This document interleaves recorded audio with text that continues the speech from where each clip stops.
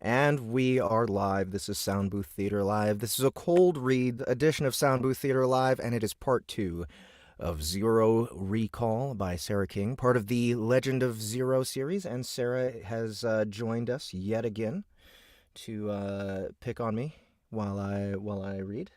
Oh, Hi, come Sara. on, I don't pick on you. Oh man.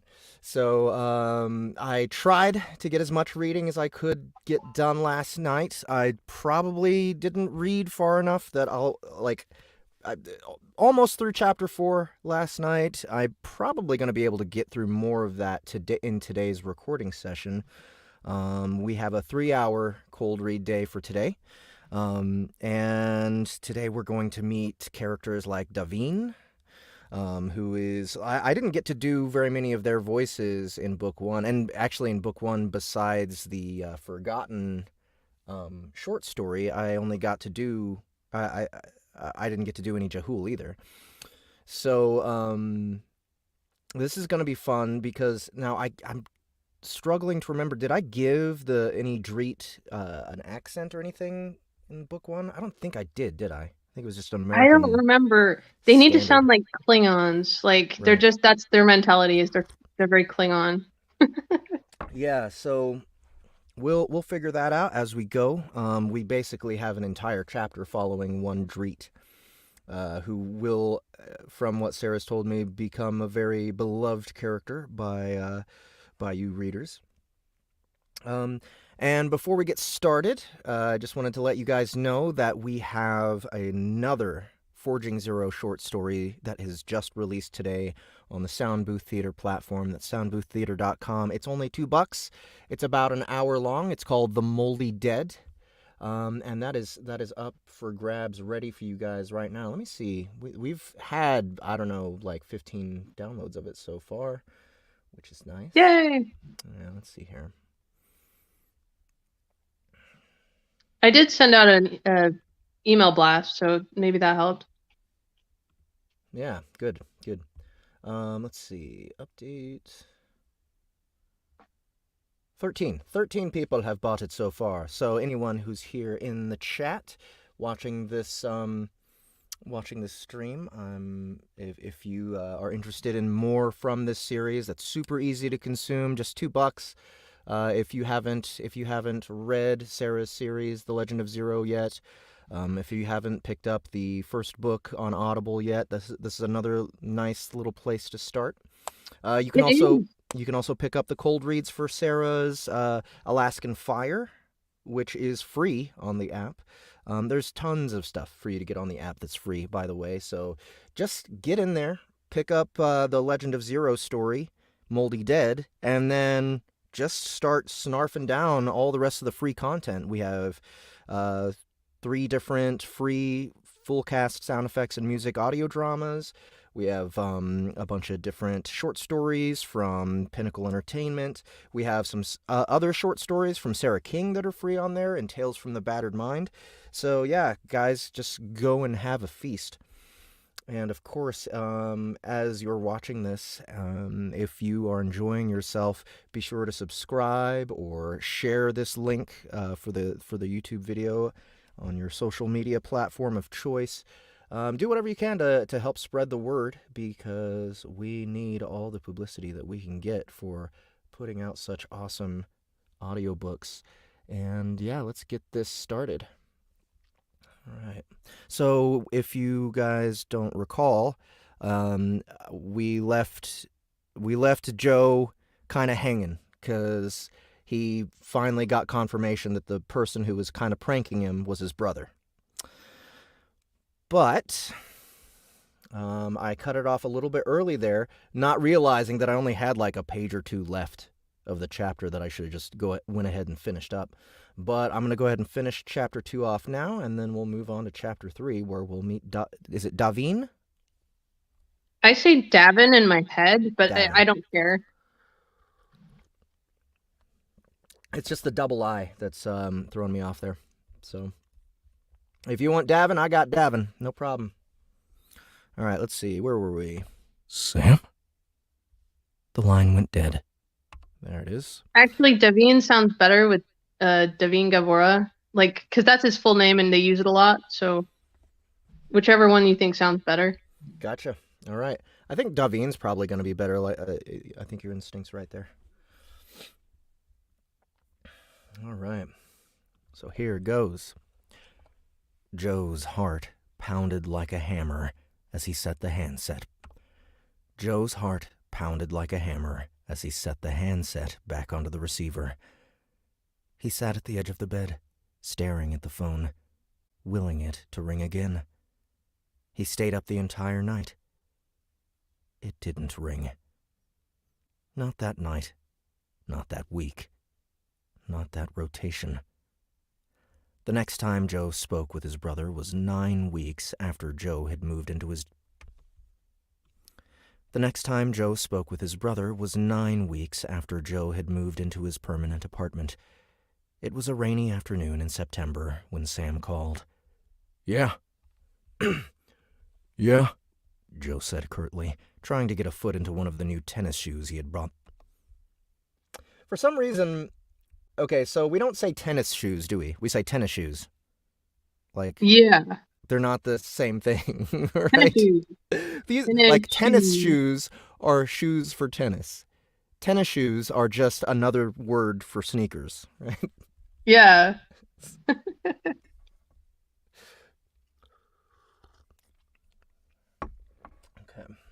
That's an interesting observation. I never thought of that before, but yeah.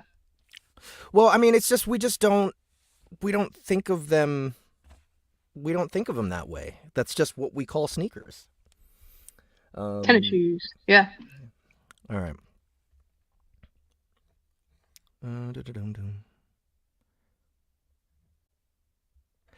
Joe said curtly, trying to get a foot into one of the new tennis shoes he had bought the day before.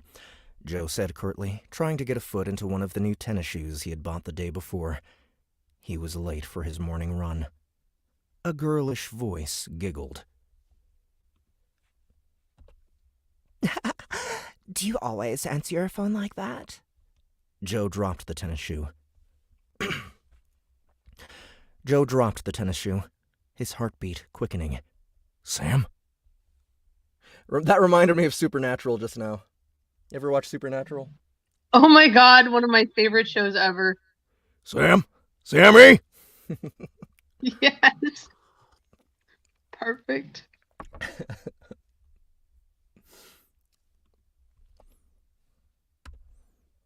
How bad do you want to meet me, Joe? Her voice had a flirtatious ring to it, like a cheap mail-order hooker. Joe hesitated. "That a trick question?" No. It's a warning. Where'd it go? It's a warning. You might not like what you see. I'm probably not what you've been picturing in your head. Her voice lowered, sad and seductive at the same time. "Burn that. I want to see you." He held back all the things he wanted to say to his brother over the turns, respecting Sam's wish for privacy. Does he switch back to Sam at this point? Or does he stick with the weird girl voice?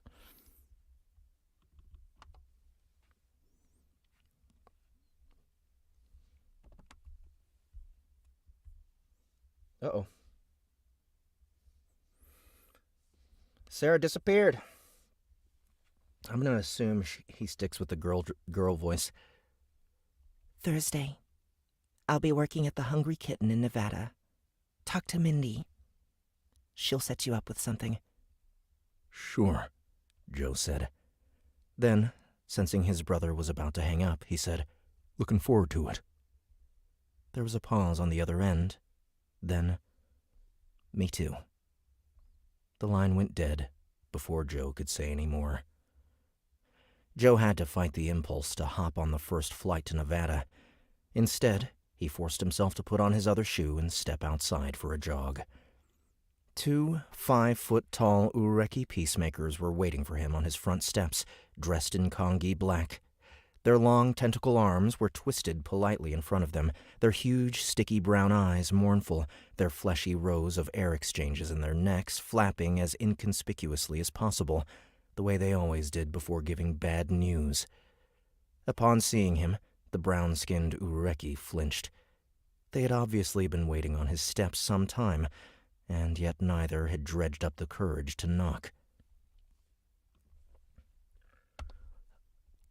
Commander Zero, one of them managed. The Commander Zero. Joe's heart began to pound, his mind returning to the conversation he had just had with his brother. What?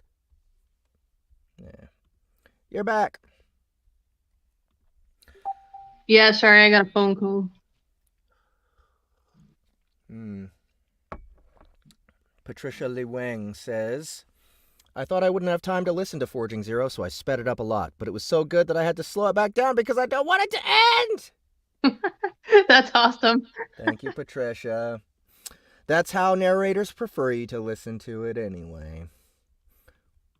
I bet that's really irritating to hear that people speed up your work. Yes it is.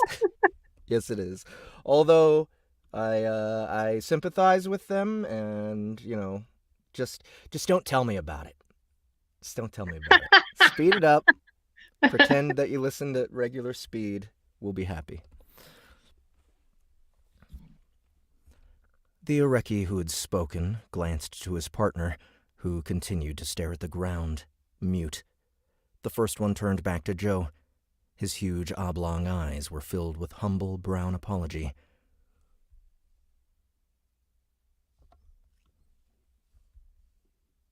Commander Zero. I'm sorry, Commander, but you've been reactivated. It took Joe a moment for that to register. On whose order? Prime Overseer Phoenix, sir. On whose order? Joe ground his jaw and twisted his head away. Even retired, Maggie was going to screw with him. Look, if this is a prank, I'm not falling for it. Phoenix would rather lube up her ass with a plasma grade. Grade? Phoenix would rather lube up her ass with a plasma grenade than put me back into planetary ops. She's the one who retired me. Just walk your happy asses back to headquarters and tell the Overseer I thought it was very funny and she can go burn herself. It's not a hoax, Commander. The sincerity in the Ureki's sticky eyes was plain. You didn't hear? Joe stiffened at the outright fear in the young Ureki's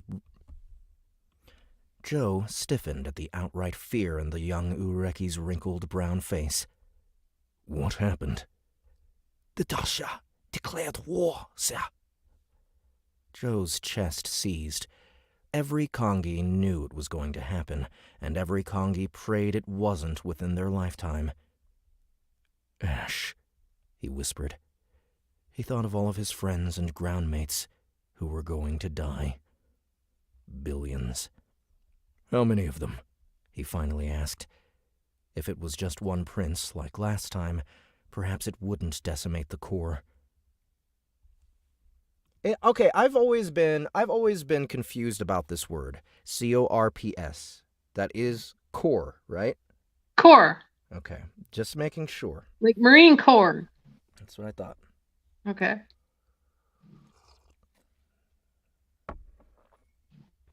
Boxy T. Morningwood, I don't know who you're talking about. Perhaps it wouldn't decimate the core. The Ureki that had been speaking glanced again at his partner. The second Ureki hadn't taken its sticky eyes off the ground. It was the second one who finally spoke. In a whisper, he said,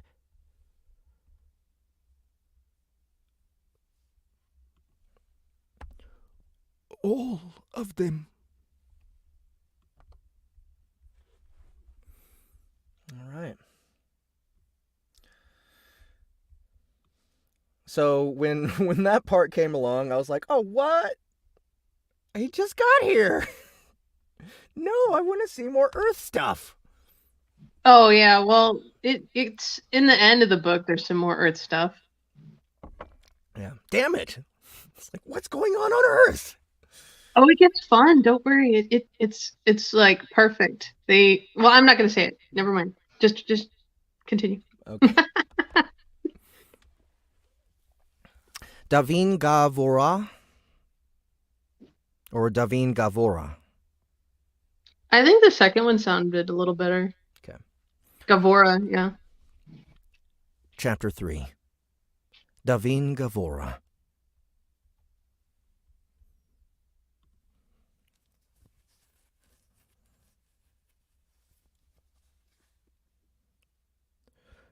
Okay. The Kreenet, that's what you're calling the dragons, right? Okay, well, that's a really complex, spoilery question, and I'm not going to answer it. Okay, but like that's what were they? I thought that's what they were calling them in book 1. They were doing the. But they're sexually dimorphic, and there's something else. So there's something else coming. But the Kreenet are the really, really big, kind of dragony looking things, but they're not dragons. Okay. All right. Trying to remember how this goes. The time to die, Vorin scum. I can't remember what that was. Is that the announcer? Oh, yeah.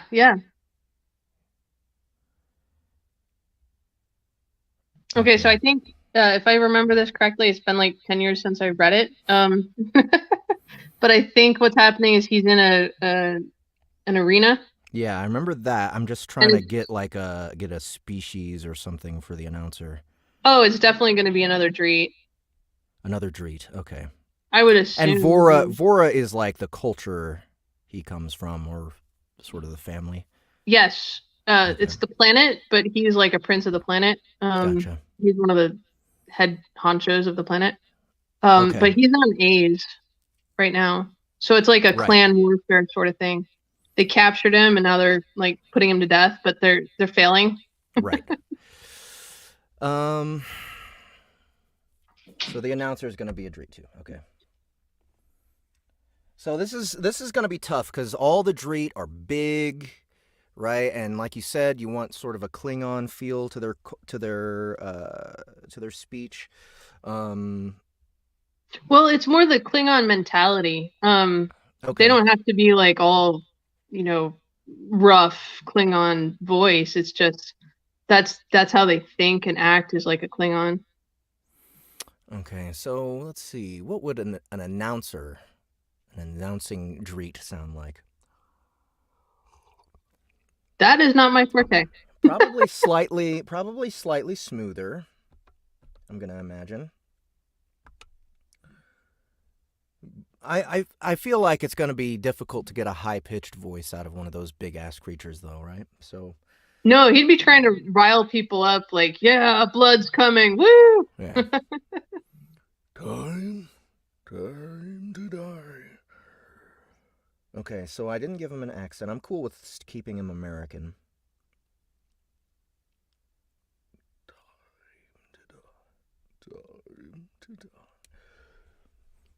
Time to die, Vorin scum! That was really good. Yeah. Sorry. All right. The announcement jolted Davin awake as it was broadcast to thousands of spectators, not all of which were Dreet. He uncoiled his great length to face his latest enemy. At first glance, he was stunned. At second glance, he was resigned. This is AZ, or AZ? AZ. AZ. The AZ had finally tired of him defeating their warriors. They were ending it now, with a Kreenet. All right, so Davin's voice.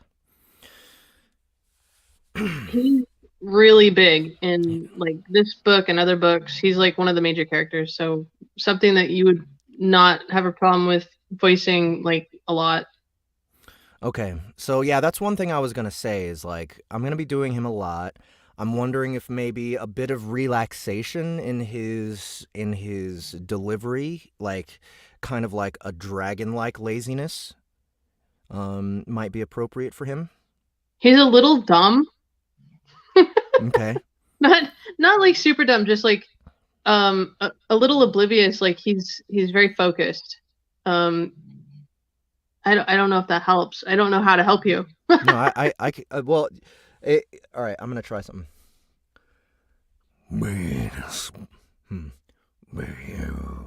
One thing about gravel is I have to get momentum going with the airflow. Hence the tea. Hence the tea.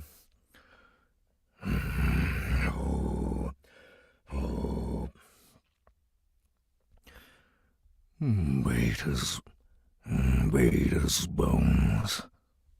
No. And we're not getting expression out of that yet.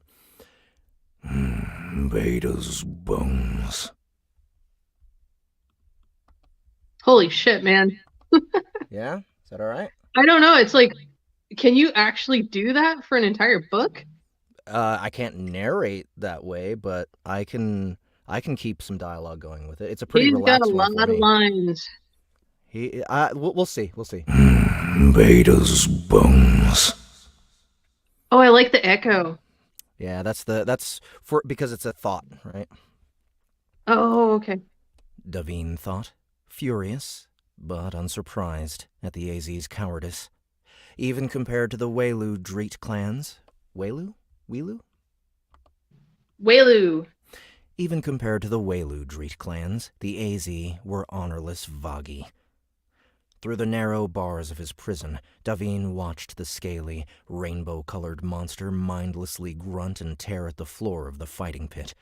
The very ground shuddered with enough force to throw Davine off balance as its muscles bunched and its great weight slammed against the earth again and again.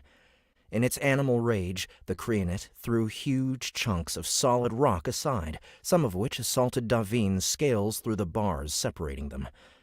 Though this was not the beast's intention, it left Davine with an understanding of the raw power behind the massive, flesh-shredding talons and a healthy anxiety of what was to come. Davine glanced down at his own claws and tried to subdue his nervousness.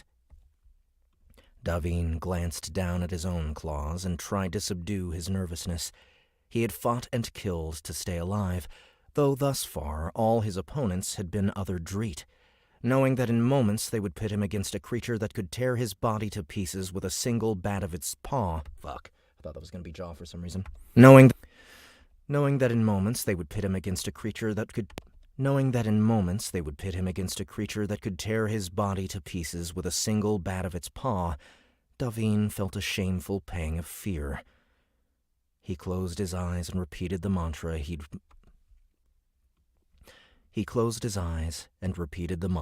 maintained since the AZ captured him. The day will come when I will see every AZ ruler enter the 90 hells for what they have done, and I will follow them through it so that I may watch them suffer for every Voran life they took.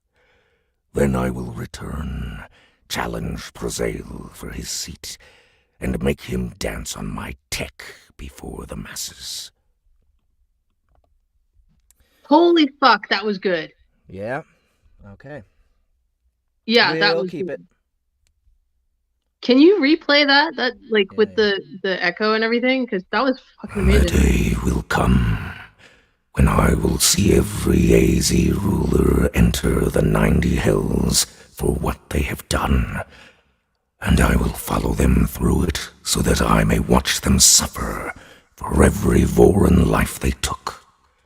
Then I will return, challenge Prozail for his seat, and make him dance on my tech before the masses.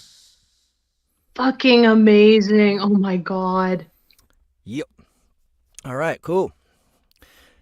He still wasn't sure how he would accomplish the last part, considering the fact that it took 1 billion credits to secure a challenge for the Dreet seat in the Regency, and Vora would pledge him 100 million at best. 100 million. Okay, so 100 million is not very much. Okay. In comparison to what he needs.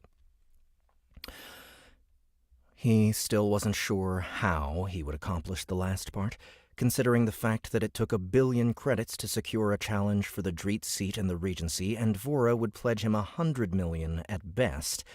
But it was a pleasant thing to fantasize about as he awaited his doom. The door to Davin's cage lifted, leaving nothing to protect him from the Kreenet on the other side. The beast jerked at the sound and lunged, its soulless green eyes locating him in an instant. Davin's skin tingled as his instincts reacted and plunged him into the higher energy level required to disappear from the visual spectrum. The fighting arena went black. No light, not even the tiniest sliver of shadow, marred the void that was his vision. Before him, Davin heard the Kreenet hesitate, obviously startled that its prey had disappeared. Davin slid forward, feeling his way along the edge of the cage, praying that the beast was too confused by his sudden disappearance to register the tiny, echolocating pings that Davin was now emitting on a supersonic level to help him navigate. Okay, I was wondering about this part. Are his eyes closed? Like, does he have to close his eyes to go invisible? Or do they not have eyes? Do Dreet not have eyes at all? Oh, the whole place is dark. Duh. Is that right? You're muted if you're talking.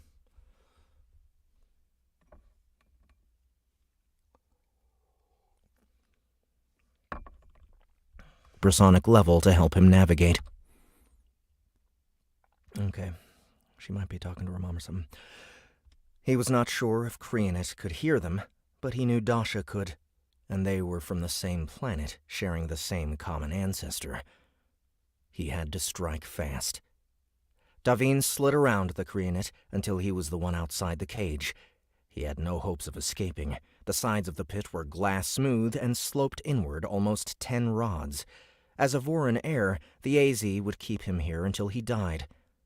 What he needed, however, the cage could provide. A distraction. Let's try that again. What he needed, however, the cage could provide. A distraction. As the massive Kreenet, over 10 rods long from snout to tail, 1.5 times Davin's own length of 7, began to back out of the cage. Davin located a chunk of stone that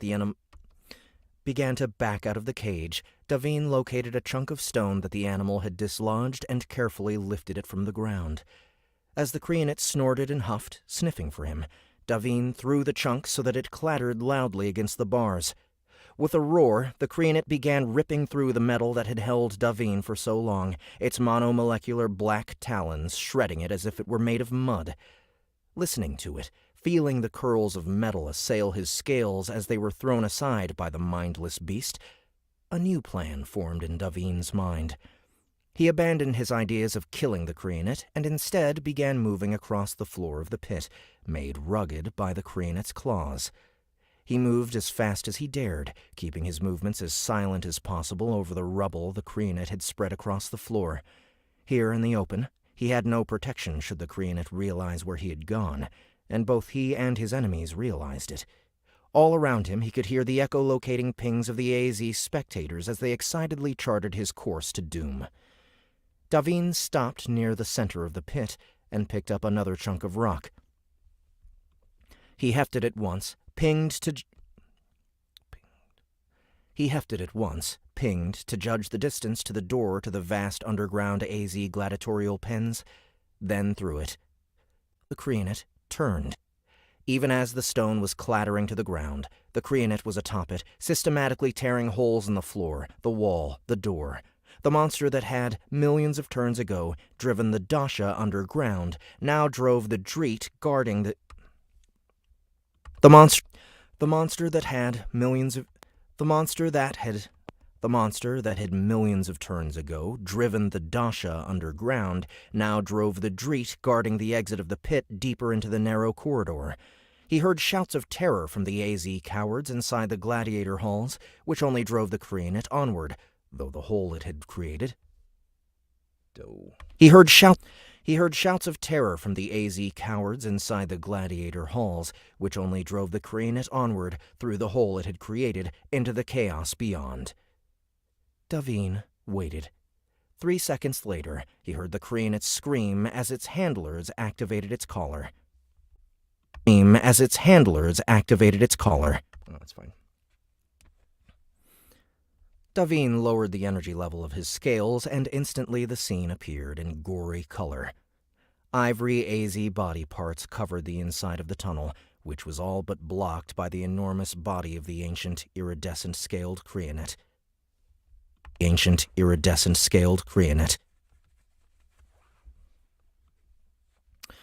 Davin plunged through the opening, sliding over the Kreenet's rainbow-colored tail. The lone surviving AZ on the other side had her back to him, her 3-rod body stretched out in the corridor, staring at the monster spread out on the floor in unconsciousness, a dozen Dreet warriors lying in tattered shreds beneath it. Davin pushed his tech from its sheath and slammed it forward with every ounce of his strength, puncturing the ivory scales of the AZ's back, delivering every ounce of poison he had. Before his victim even had a chance to fall, Davin was yanking his tech free and fleeing through the hall, seeking escape. He raised the energy level of his scales again and took random paths down the cavernous intersections under the fighting pit, backtracking wherever he ran into gladiator cells or He raised the energy level of his scales again and took random paths down the cavernous intersections under the fighting pit, backtracking whenever he ran into gladiator cells or beast pens. He hid for days, killing the AZ searchers if they were alone, avoiding them if they were in groups. He got no sleep. He spent his time slipping from tunnel to tunnel, relying on his sense of touch, knowing the AZ were waiting for him to try echolocation. Sometime later, Davin had allowed himself a brief few ticks of visibility to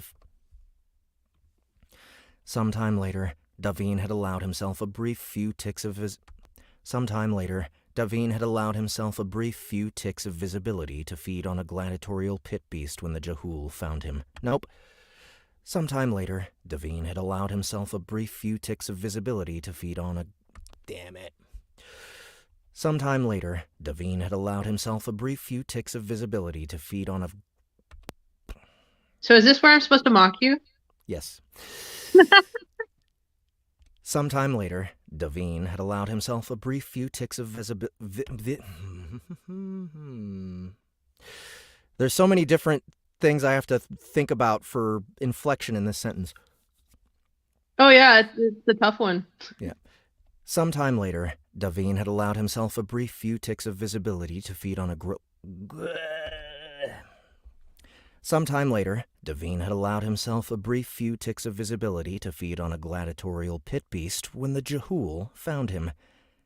Their eyes met, and a mix of horror and fear swept across the Jahul's face. Davin raised his energy level to leave the visible spectrum, but not before the Jahul filled the room with the stench of his excretions. Davin listened to the six-legged creature back from the room. What? Back from the room? He could... Yeah, like back out of the room. Oh, okay. The creature, okay. Excretions.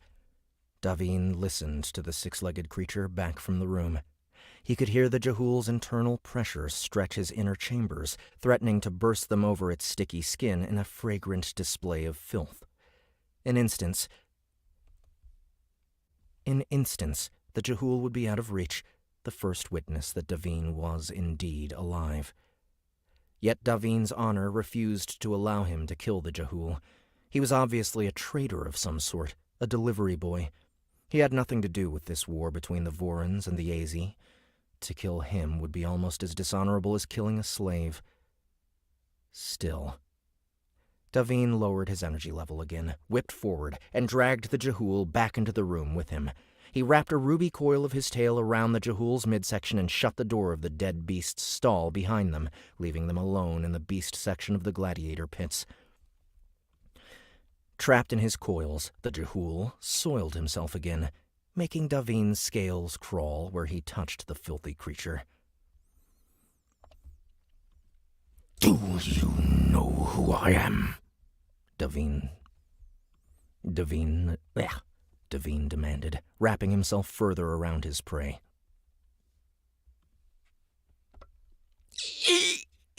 No, The Jehul whimpered.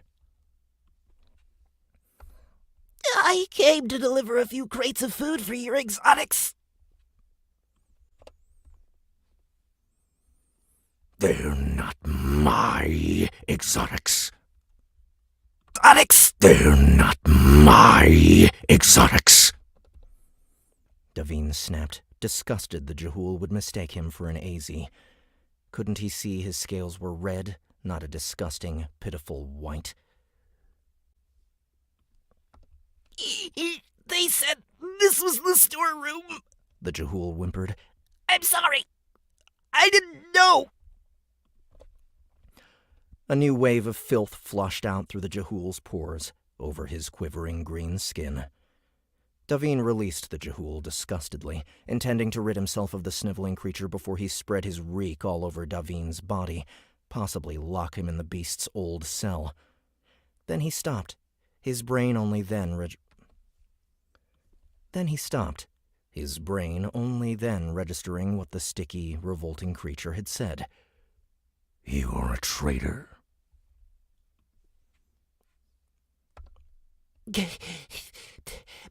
Exotic feeds, sir.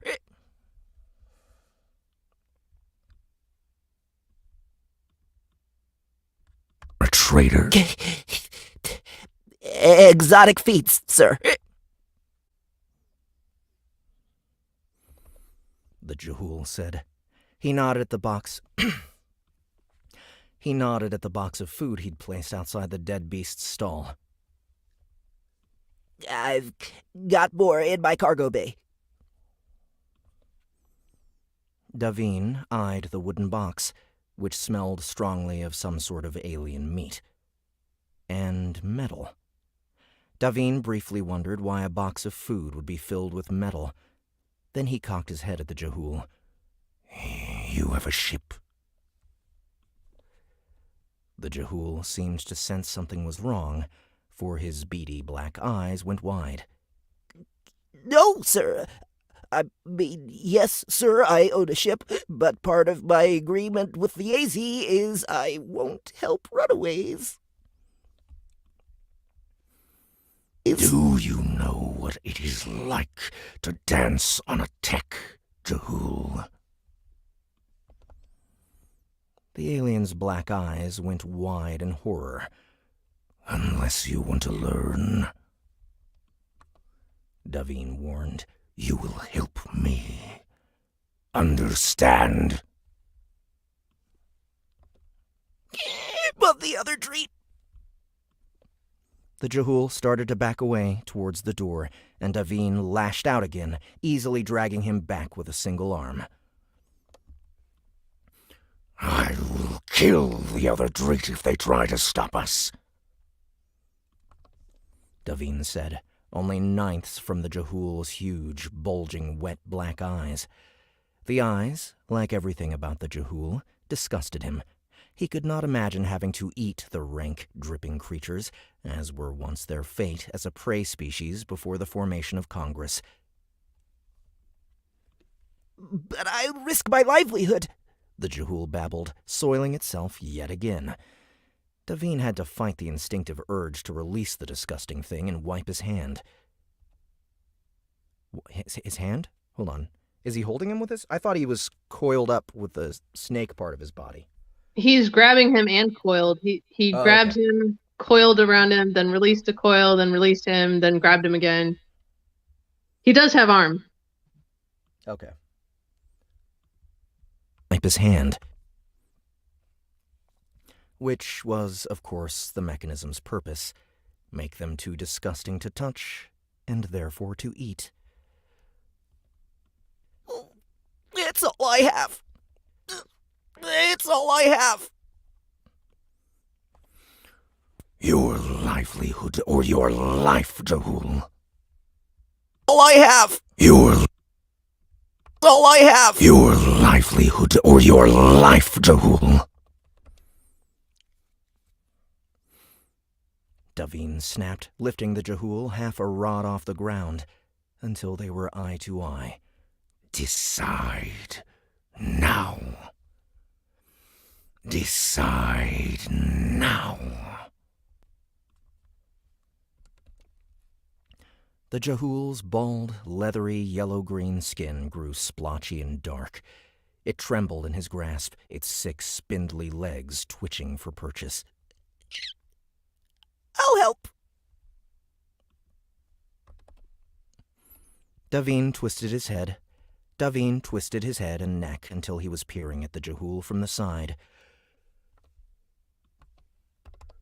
You say that lightly.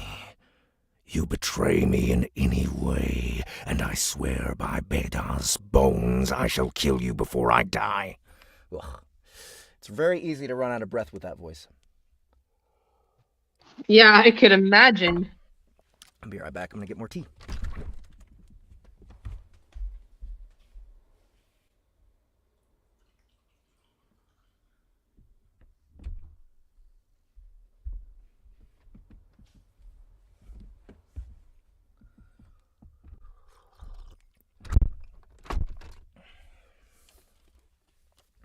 Also, I'm trying to remember how I pronounced Beda. Is it Beda? Beda's bones. Beda. You say that lightly. You betray me in any way, and I swear by Beda's bones I shall kill you before I die. I am a Vorin, and my word is my bond. You have my oath on that. Understand? You have my oath on that.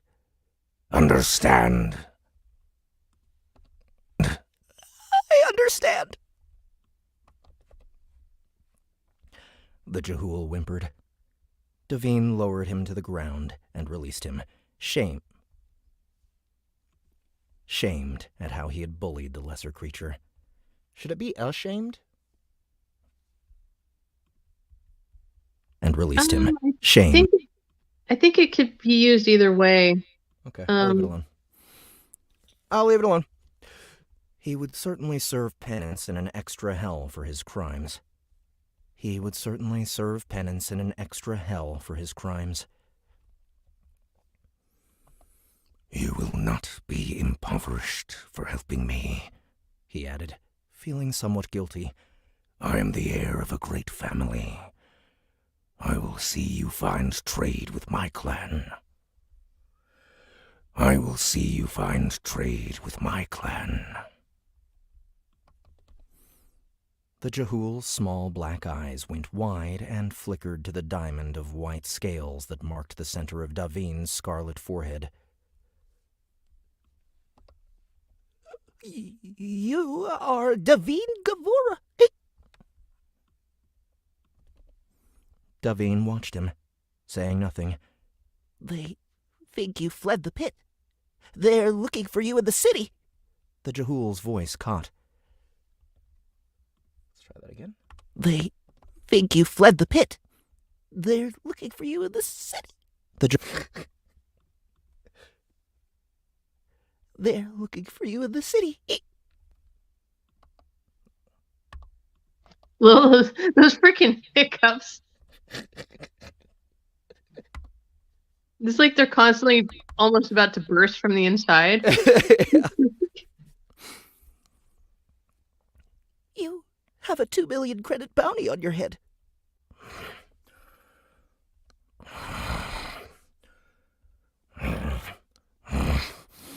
So little. Keep forgetting. On your head. So little. Davin snorted. Davin snorted. The Jahul swallowed, then seemingly made a decision.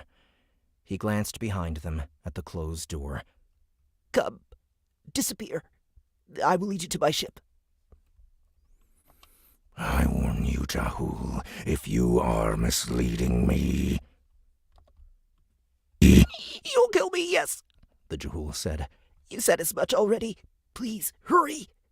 I can get you off A's before they realize you're gone. Davin watched the Jahul's demeanor change with a pang of irritation. The Jahul would not willingly risk his life to help another in need, but as soon as credits were mentioned, he wanted nothing more than to serve.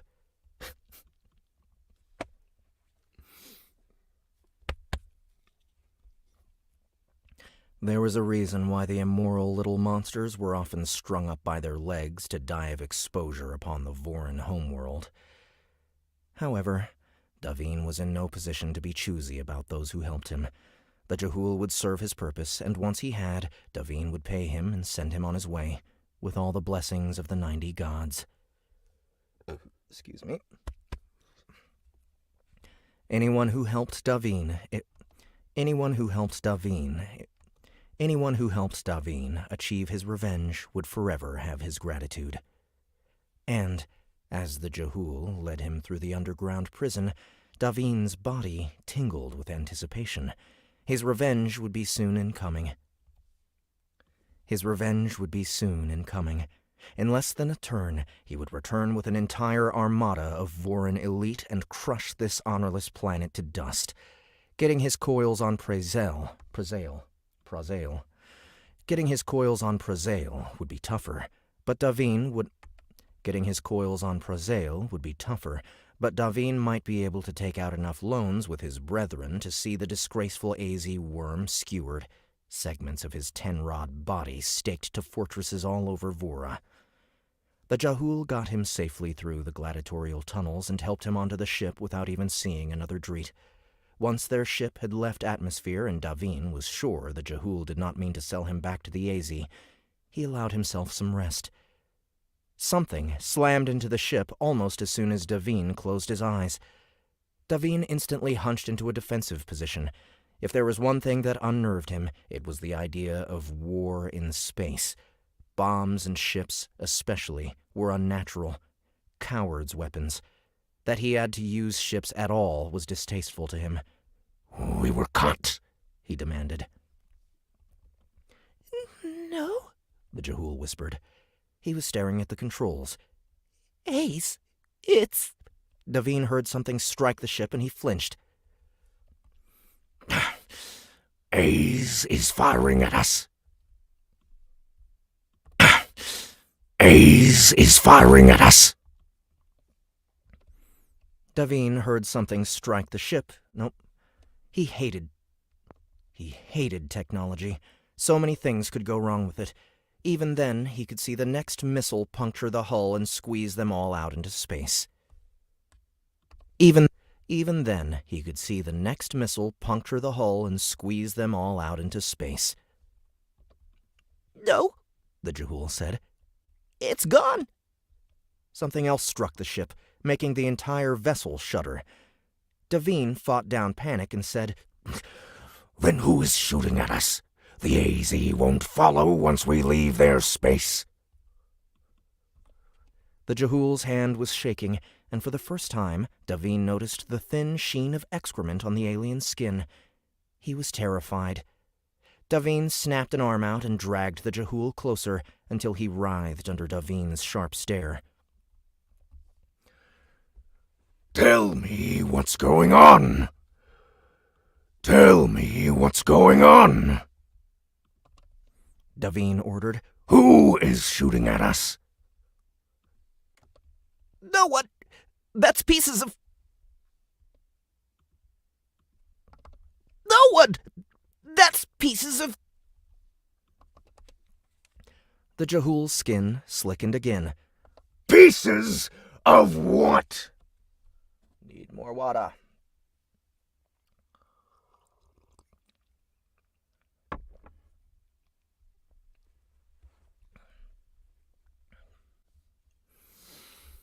Pieces of what? Pieces of what? Davine roared. Davine roared, shaking the little creature as something jostled the ship yet again. Answer me, or I will fly the ship myself. Answer me, or I will fly the ship myself. Yays! The Jehool said in a strangled garble of terror. It's pieces of A's! Pieces of... Davine frowned, wondering if it was some form of Jehool colloquialism he did not understand. Beta's bones. Beta's bones. What are you talking about, Ferg? A's is gone! The Jehool said, staring open-mouthed at... The Jehool said, staring open-mouthed at the ship's view screen, where a debris field was now spreading in all directions, chunks of rock slamming into their ship as they passed. Somebody just blew it up. The freaking hiccup at the end. That's the end of the chapter, too. Yeah, it's great. The end of the chapter is a hiccup.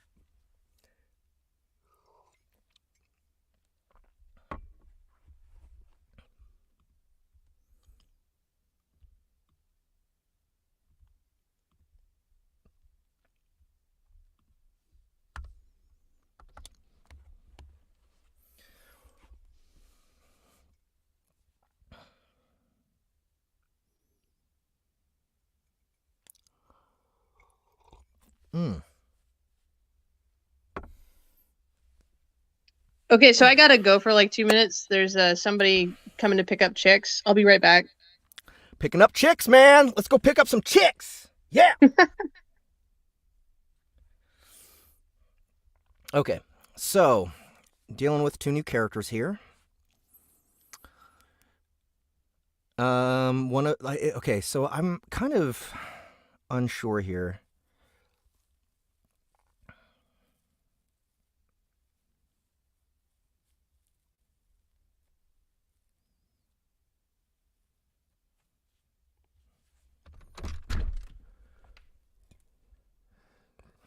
Let's see. So Kaus is a Jehool.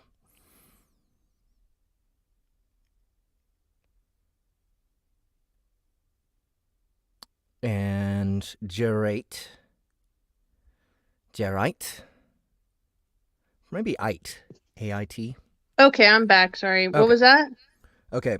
Just thinking of pronunciations. Excuse me. So Kaus. C-A-U-S. Is that right? Kaus?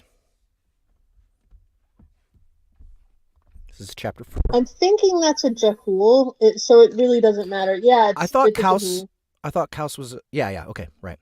All right, so Jerite or Jerate? Okay, this guy is really important. He's another major character for several books. Mm-hmm. So, he's a Huouyt. I say Jerate in my head, but okay. Whatever. Zela.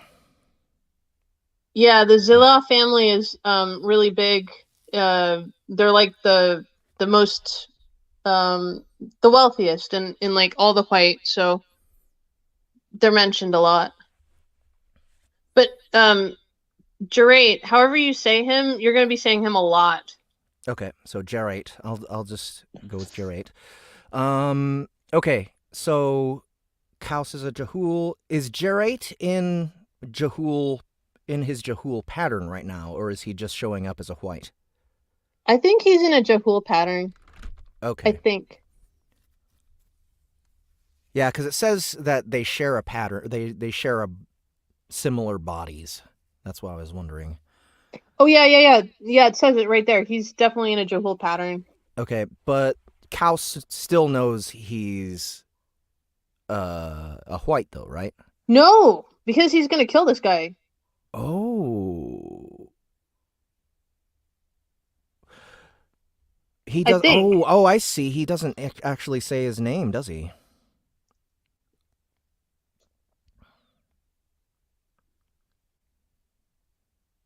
He's a peacemaker. I think this is a criminal, like a criminal overlord or something that he got up close to.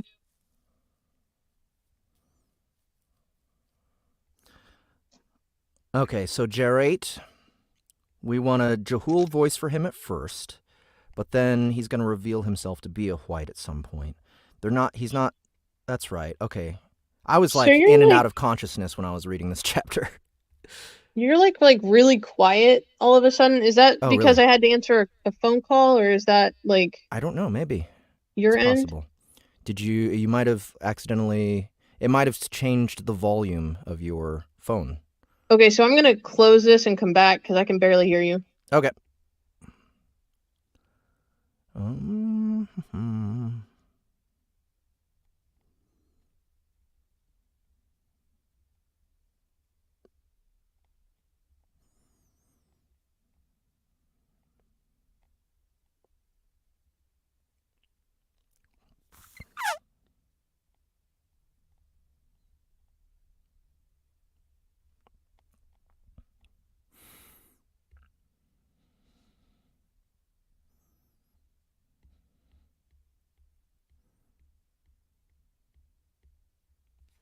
Okay, guys, I'm going to get started here. I think I got this. Chapter 4. Jarate Zelah.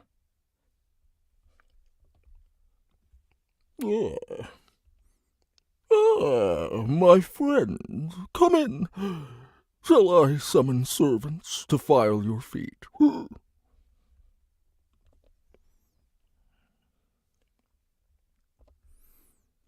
No cows? No cows, Jarate replied. The journey was not that long. How is business? The old Jahul allowed his inner gas chamber to ooze bubbles over his skin and moved to the other side of the room, 4 hind feet pattering the packed earth like some sort of unsavory pest. It reminded Jarate of the fact that he shared a similar body, a fact that Jarate despised him for. Of all the patterns to take, the Jahul was the most revolting. Business. My friend, come in. Business has been very poor. Business has been poor, my friend. Very poor. He eyed Jarate. Are you hungry? He eyed. Are you hungry? And how did I do his other voice? The journey was not that long. Thirsty, perhaps, Jarate said. Anything to get the old bastard drunk. Come, Kaus said, heading to the door. It is not safe to speak here. If they haven't bugged my house yet. It is not safe to speak here. If they haven't bugged my house yet, they will.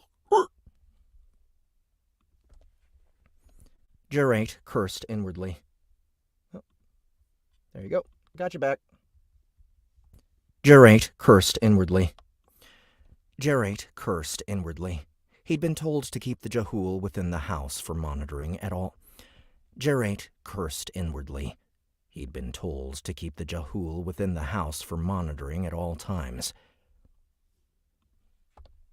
You are anxious about something, Kaus said, eyeing him. Damn the Jahul and their freak abilities. Jarate had been schooled to keep his emotions from his face and body, but such was not good enough with a Jahul. They could peer inside his very soul, and if he did not say what he meant, they could sense it. Empaths, it was said, and when they used their talents to, say, create a ring of murdering slaver thieves specializing in sales of congressional citizens to Dasha and assassinating Peacemaker spies, it made infiltration of their network all but impossible. That's why Jarate had been called in.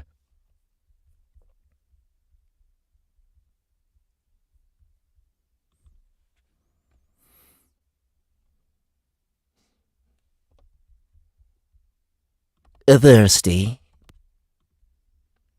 I feel sorry for you, old man, Gerate said. Kaus oozed some more in pleasure.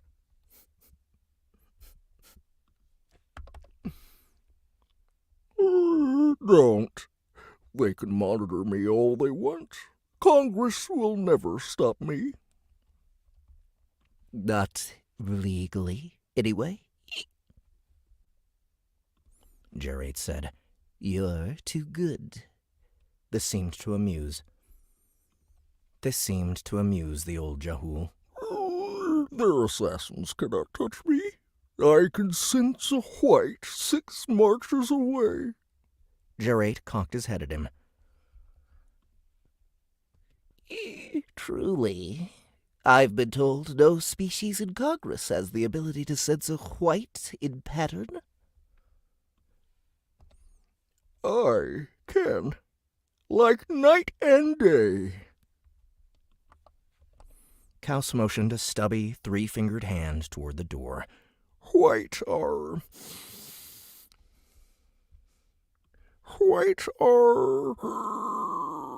missing something, my friend. Come with me to my hawk, and I'll tell you of it.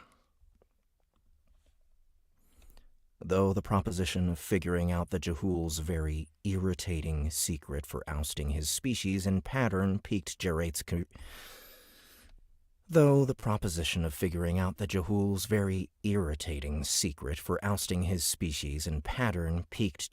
curiosity, he said, You have nothing to drink here? I told you. Kaus said, waving dismissively. I have something I must tell you, and this house. I have something I must tell you, and this house may be bugged. Gerate calmly got up and followed Kaus out the door and across the swampy, alien yard. Even wealth did nothing to clean a Jahul of their filthy habits. Gerate tried to ignore the way the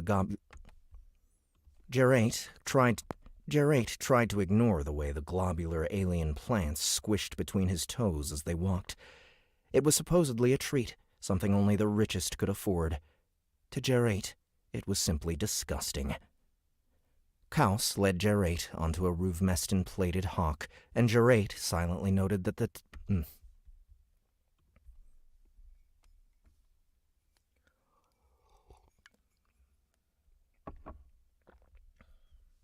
Kaus led Gerate onto a Ruvmestan. Kaus led Gerate into a Ruvmestan-plated hawk, and Gerate silently noted the 10 hawk of mixed species bodyguards that surreptitiously. The 10 hawks, of mixed species. Wow, okay. Kaus led Gerate onto a Ruvmestan-plated hawk, and Gerate silently noted the 10 hawk of mixed species bodyguards that surreptitiously took up positions around them. No dreet. At least Kaus's corruption hadn't reached the At least Kaus's corruption hadn't reached the halls of Huouyt yet. Or, if it had, the representatives were not confident enough. To lend the criminal their dreet. Such was their own misfortune. Had Kaus been guarded by dreet and not a mishmash of former Plan Op survivors, Congress would never have been able to insert an assassin into the crime lord's ranks. This looks good, Kaus said. You're in the mood for Huouyt cuisine? Gerate twisted to look down at the restaurant. Never was a fan of that poison. You'll like this place, Kaus assured him. They make delectable uma. Gerate grimaced. Won't that kill you if they prepare it wrong? Kaus wrinkled the thin, splotchy green skin around his eyes. The Jahul version of a smile. They won't. They waited as Kaus's men cleared the restaurant of its startled patrons and then seated themselves in a hidden corner. The Huouyt landlord who approached their table showed no sign at all that he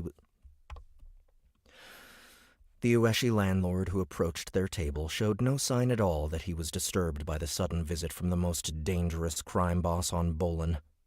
Bolin or Bolan? I don't think it's used very often, so just pick something. Bolin it is. They ordered, then he calmly walked out of their booth. That one is good at hiding his fear. That one is good at hiding his fear. That's fine. Okay. Kaus said with appreciation at the Huouyt. Kaus said with appreciation at the Huouyt's retreating blue-green head. I could use a man like him. For what? A spy. He looks like he does well enough for himself here, Huouyt noted, glancing at the lavish furnishings of the place. The restaurant even had what appeared to be a Ruvmestan-plated chandelier, at least a 50,000 credit item, if not more. It doesn't strike me as a man who would devote his life to crime. I never said I'd give him a choice. Kaus said, looking as if he found the idea quaint. Huouyt grunted and sipped the glass of water that appeared through the table's trapdoor. It, like all Jehool items, was small to compensate for a Jehool's short fingers. So, tell me of this trouble you're having, Huouyt said. Kaus quickly flicked the switch that closed their booth off from the rest of the restaurant. Once they were alone, he said, It's bad. The old Jehool watched him, and Huouyt made sure to keep his emotions strictly under check. It wasn't very hard. Training at Vaga had left him able to do almost anything with his body or mind. Now he portrayed worry and pity. How bad? This latest thing with the border planets.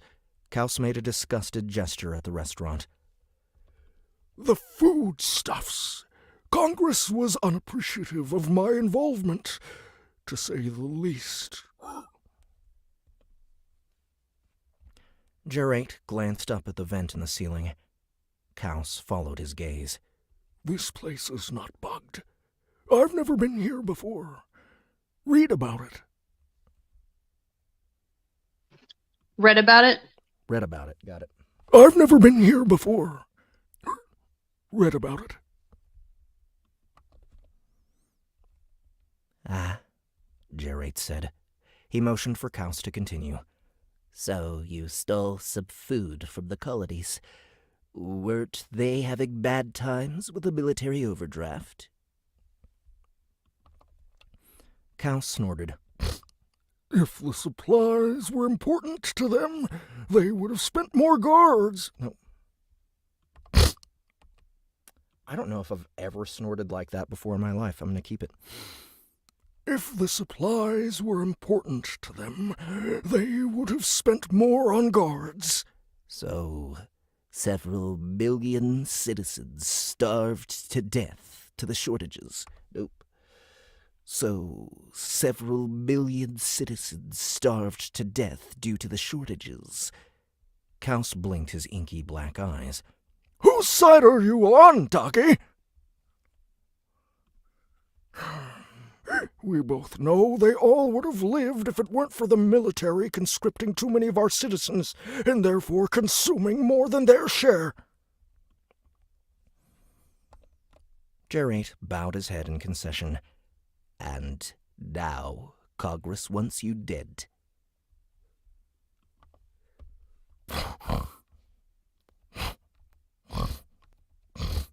They've tried.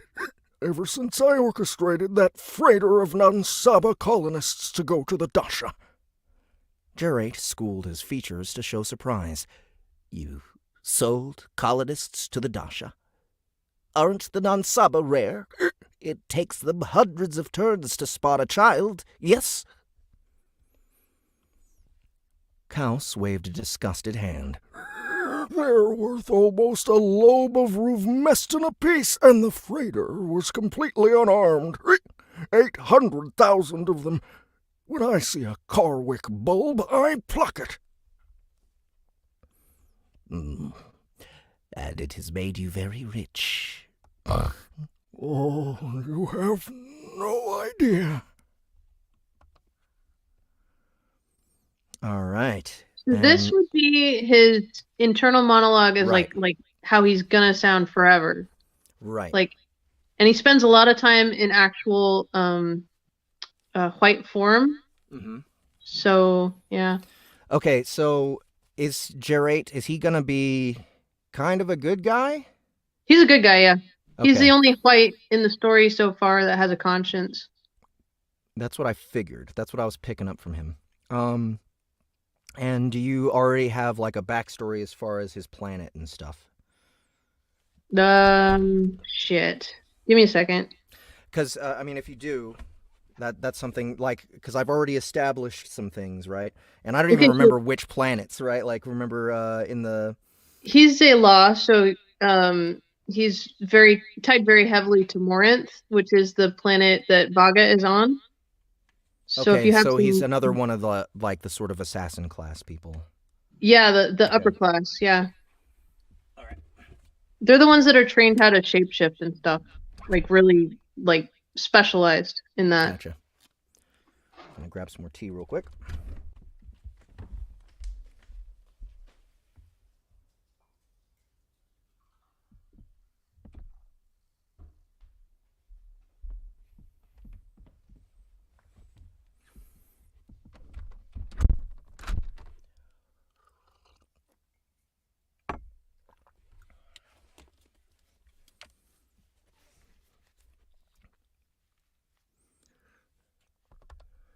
Yes, I do, you disgusting bastard. Yes, I do, you disgusting bastard. Gerate thought, but he didn't say it. Kaus mistook his rush of anger and laughed.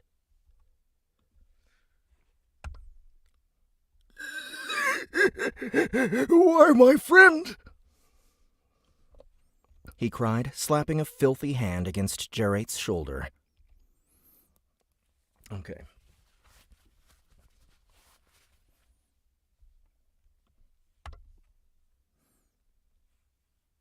You know what?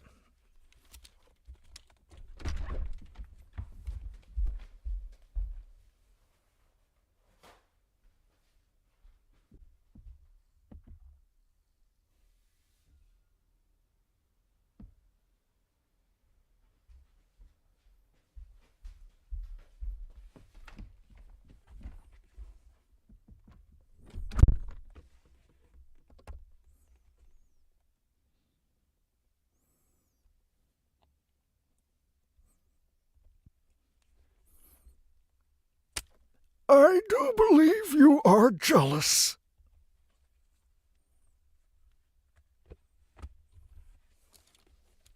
Let's see how that turned out. I just got a wet paper towel and slammed it against my shoulder. Freaking awesome. Like the stuff that you guys end up doing to make those sounds, it's just like really cool. Older. I do believe. Sounds disgusting. I just fear for your safety, Gerate replied. Something like that is considered a war crime, as is the stolen food. Come to think of it, will Congress not come after you?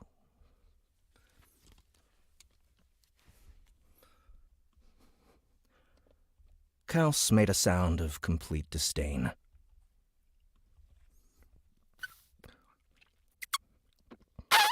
I'm trying to think of what a sound of disdain would be like for them. Nah, I don't think a trumpet sound would work. I'm not good at that anyway.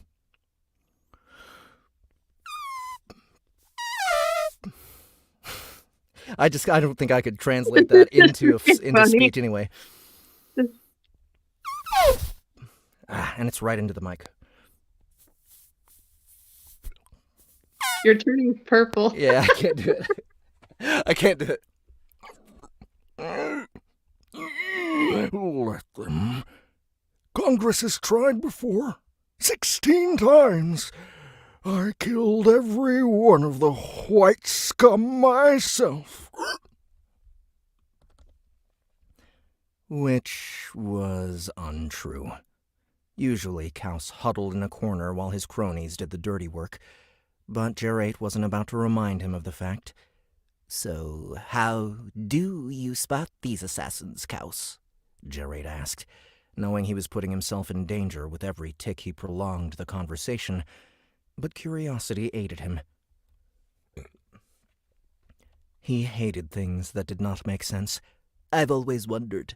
Your abilities are legendary in that respect. As far as I know, there are only a couple creatures in all of Congress that are rumored to do the same. His target snorted.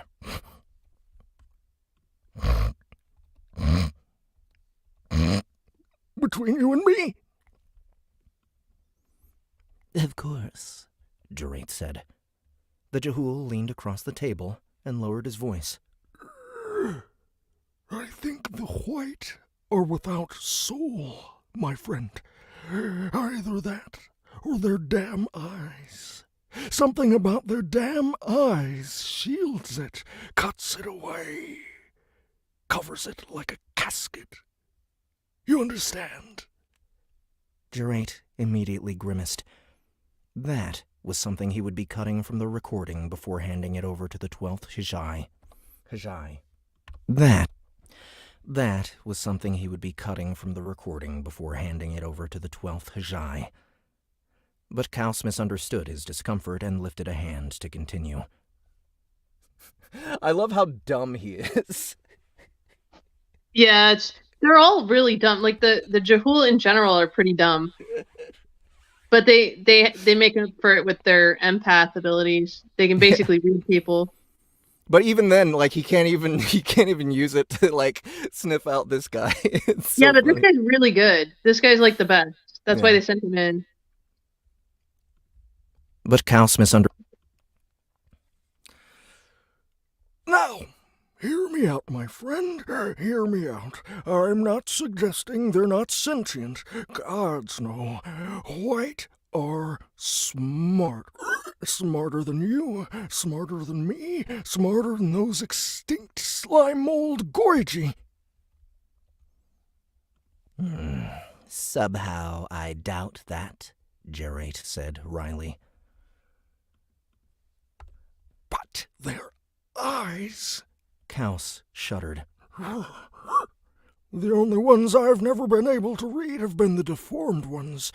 If Vraga allowed the deformed ones to train, then people like me would be few and far between. Then he chuckled. But the fools never let those breed. Sterilize them immediately. Their loss, Gerate said, unable to suppress his bitterness. What of the foodstuffs? Did you already make your profits from it? Kaus snorted, too caught up in his foolish philosophy to catch Gerate's discomfort. I sold the food, he said, waving a dismissive hand. Deal done, money made. Now I sit back and count my credits. Gerate schooled his face and mind into worry. But what of the assassins? You said you caught 16 already? How did you kill them?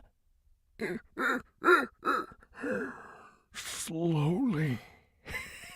We tortured the last one for 12 days, as an example. The boys wanted to have some fun. I don't know. Slowly. Okay, I'm gonna try it again. Slowly. We tortured the last one for 12 days as an example. The boys wanted to have some fun.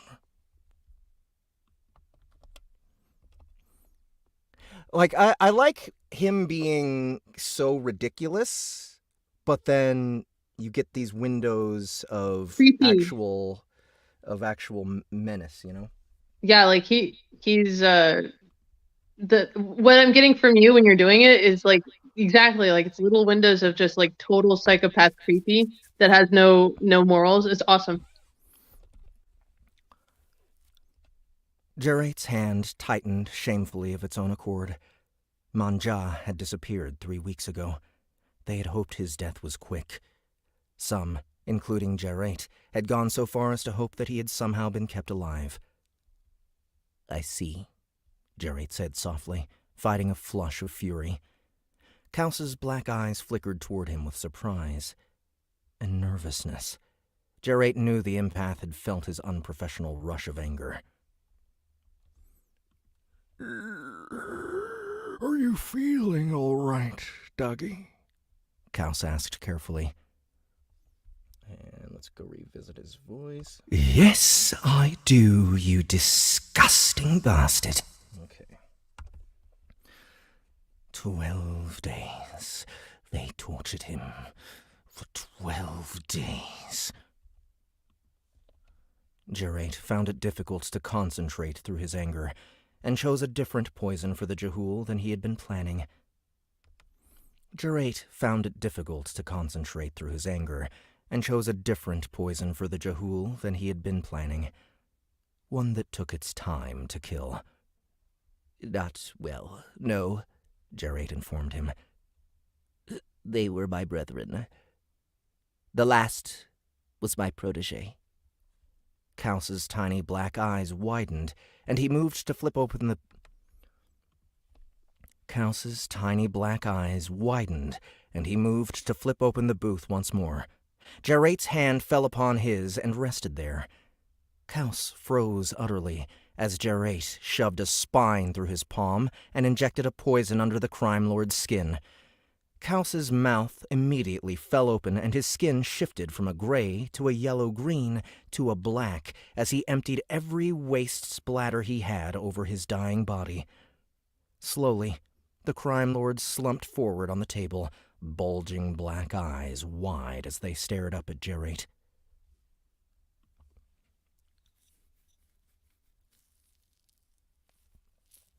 You can use his real voice on this one. Okay. 12 days. Did it ever occur to you that eventually they would stop sending amateurs? Jerate said softly. He pulled a small black recorder from under his clothing and turned it on. He set it on the table in front of the dying crime boss. Is this his voice or, like, some official's voice? I believe that's just a recording. Okay. So, yeah, somebody else. Kaus Rothsaba, you have been found guilty of numerous crimes against Congress, including treason, murder, theft, smuggling. Let's try that again. Oh, I wasn't even... Oh, yeah, I was. Okay. Kaus Rothsaba. Kaus Rothsaba, you have been found guilty of numerous crimes against Congress, including treason, murder, theft, smuggling. Jerate took Kaus's personal planner and tucked it under his vest. Then he climbed onto the table with all the grace and ungainly sextuped pattern. Sextuped? Is that how you would say that? I think so. It's not like... It's just kind of made up, but kind of in use. It's not used very often, so sextuped, I guess. Sextuped, yeah, that seems right. Then he climbed onto the table with all the grace and ungainly sextuped pattern. I said and ungainly. Come on. Burp it out, it's okay. Then he climbed onto the table with all the grace an ungainly sextuped pattern would allow, planted his 2 back feet beside the crime lord's head, and tugged open the vent. It was large enough for his purposes. He pulled himself up and pulled the vent shut once his feet were clear. Behind him, on the table, the recorder droned on. Hereby sentenced to death by poison. Jarate had disappeared into the inner workings of the Huouyt food service complex and was on his way back to Leverin before the crime lord's Jarate had disappeared into the inner workings of the Huouyt food service complex and was on his way back to Leverin before the crime lord's underlings produced enough courage to break into their boss's booth and discover the body. He was called for another assignment only 2 days upon his return. Most would have found the lack of leave after such a long, dangerous mission to be insulting, but Jarate detested idleness. He lived to hunt. He stepped into the Peacemaster's office and sat when the 12th Huouyt directed him to a chair. All right, Huouyt. Is he gonna be the same class, the same, Yeah, any of the top white are gonna be the upper crust class. Okay, so just letting you know, whatever you had called the first white voice that Forgotten used in that short story, in the Bakal short story, that I kind of figured was lower class. So if you want to look that up. What do you mean look it up? Like, well, I mean, if because you remember, like you said where he was from and what his culture was, right? Like the voice that he used. Just so you know, like where my mind's at about what their voices are going to sound like. You know, if you ever use that again, just remember. I'll try to remember too. I need to go check that out because most of the major players in the white system in the books are going to be the upper crust. I don't know how many are actual lower class. Not many. I think that would be an interesting type of character to explore after we meet a whole bunch of these white that are higher class. Actually, I just wrote that the novella has one that has a white. He doesn't have a POV, but he has a very brief. But no, he's a Zala too, so probably not. But yeah, I could write a short story or something. The problem is you can't write the POV of a psychopath like without. It's just hard to get. Yeah. Empathy. Well, maybe that's the key then. You know, maybe it's another empath, another like white with a soul or something. You know, maybe that's more common with the lower classes. Well, it's the eyes. Like the guy was saying, it's something about their eyes. Mm-hmm. Like, Jarate has a birth defect that fucked with his eyes, and yeah. That's interesting. Huouyt directed him to a chair.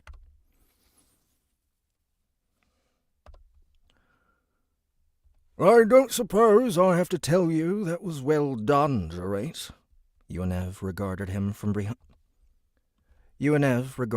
behind his large desk, his perfect electric blue eyes utterly emotionless. Jarate had never liked his superior. They had gone through training together, and Jarate was the better of the two to have come out of Vaga alive. But Jarate carried a deformity, and Huouyt did not. Thus, Huouyt had the 12-pointed star of the 12th. Thus, Huouyt had the 12-pointed star of 12th Huouyt, and Jarate remained forever ensconced at 11th. The disparity, however, allowed Jarate to continue to do field assignments, which he appreciated. Did it ever occur to you? Who do you want to die next? The Peacemaster gave him an appraising look, then handed a small black reader across the desk. A human. I don't suppose a human. A what? Gerate cocked his head, wondering if he had misheard. Gerate cocked his head, wondering if he had misheard. Read it. Yuanev gestured at the reader. One of the newest species. Bipeds, dexterous, high lingual capacities. I know what a human is, Gerate interrupted. I want to know why you need one killed. They are hardly major players in Congress. Apparently that might not be the case, Yuanev said, with all the poise of the 12th Hajai. Yuanev said, with all the poise of the 12th Hajai. Let's try that again. They are hardly major players in Congress. Apparently that might not be the case. Yuanev. There we go. Case. Yuanev said. We've recently received a tip regarding this particular human that we find disturbing. One of the newest species. Read it. A human. Regarding this. Nope, I changed it somewhere. Apparently that might not be the case. Yuanev said. There we go. We've recently received a tip regarding this particular human that we find disturbing. That caught his interest. What kind of tip? The truth kind. Gerate stiffened as 1,000 different thoughts hurled through his head at once. The Trith were allied against Congress. They were the only species in the entire history of the universe that had not fallen to the power of Huouyt and the Regency. They managed to do this because, as a species, they could see every moment of They managed to do this because, as a species, they could see every moment of every future incident from now until the end of time. What a Trith was involved... That a Trith was involved was disturbing. Go on. You are aware that A's was just destroyed? Yuanev asked. I heard as much. Along with the message about the human, we have received a prediction that A's was about to become its own asteroid belt. You added a word there. Did we? Did I? Yeah, you added we have received. It's we've received. Oh, okay. I heard as much. Along with the message about the human, we received a prediction that A's was about to be... One more time. I heard as much. Along with the message about the human, we received a prediction that A's was about to become its own asteroid belt. Nope. Gerate peered down at the reader, fixing the human's features in his mind. A Trith sent us this prediction? Why? They hate Congress. We are aware of that, Yuanev said. The Peacemaster was in natural pattern. The Peacemaster was in natural pattern, despite the inconvenience that a Huoyt's 3 naturally aquatic, boneless legs afforded him. Gerate watched as Yuanev ran a paddle-like hand across the surface of his desk, trailing breja that writhed in white threads across the polished stone. It was a gesture that belied his superior's anxiety, and Gerate watched it with disdain and amusement. Even with his perfect eyes, Yuanev allowed his thoughts to show. However, the Peacemaster said, returning his attention to Gerate, a Trith does not lie.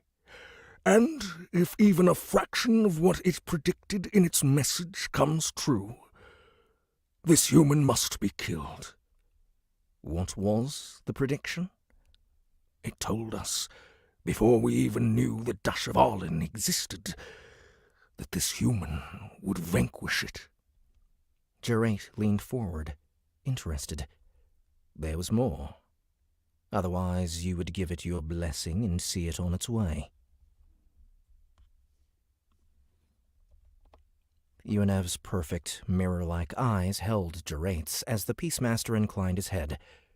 The message also predicted that this human would destroy Congress.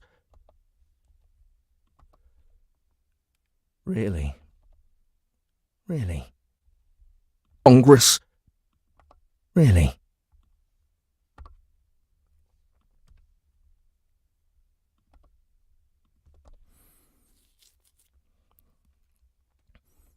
Jerate felt a twisting inside his head as tingles of alarm constricted his Zora. Did it say how? He will fulfill the fourfold prophecy. Jerate slowly let out his breath and fought to keep his breja from...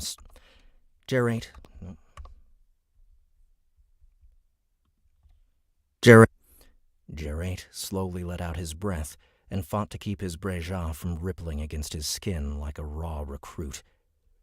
You are sure this is not a prank? Hayes was annihilated, Jerate. It was the only warning we had. Is it possible that the one who destroyed A's sent the message? Jerate demanded. Perhaps it wants this human dead. It was a truth. A truth has not been recorded in... It was a truth. A truth has not been recorded in a few 100,000 turns, either digitally or otherwise. Our language experts tell us it doesn't match the ancient truth we have on file. Doesn't match? Jerate asked. No. Jerate asked, curious. No. It contained minor evolutionary changes natural in the course of language development. We had experts chart it. Every altered word has a root and an evolutionary path. The message was given by a modern-day Trith, one that learned the Trith language as it is spoken now, not a few 100,000 turns ago. Our linguists confirmed it. Jerate continued to frown down at the human's picture. It could not have been faked? No. No supercomputer in the universe could do this, even if it had somehow acquired an ancient sample, which is highly classified information accessible only by the Peacemaster, a few select core directors, and representatives of Congress. It was a truth. Very well.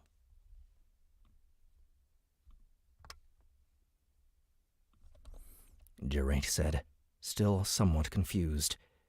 Any fool knew that if a Trith prophesied any event... Any fool knew that if a Trith prophesied an event, any attempt to prevent it would only force it to happen. What do you want me to do? The Trith warned us of one... The Trith warned us of one disaster, and it came true. We've got 2 more predictions to go on.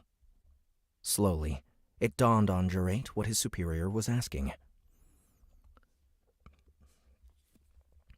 You want me to make sure the human lives long enough to kill the Valin, then kill him before he can You want me to make sure the human lives long enough to kill the Valin, then kill him before he can fulfill the fourfold prophecy. One more time. You want me to make sure the human lives long enough to kill the Valin, then kill him before he can fulfill the fourfold prophecy. Yes. And you think we can somehow change this? Jerate eyed the human displayed on his screen once more. Its blocky face and tiny, dirt-brown eyes didn't appear to house the great talent and intellect needed to shatter Congress. Its blocky face and tiny, dirt-brown eyes didn't appear to house the great... Its blocky face and tiny, dirt-brown eyes didn't appear to house the great talent and intellect needed to shatter Congress. Just how many times have the Trith been wrong? When they have been gracious enough to prophesize for us.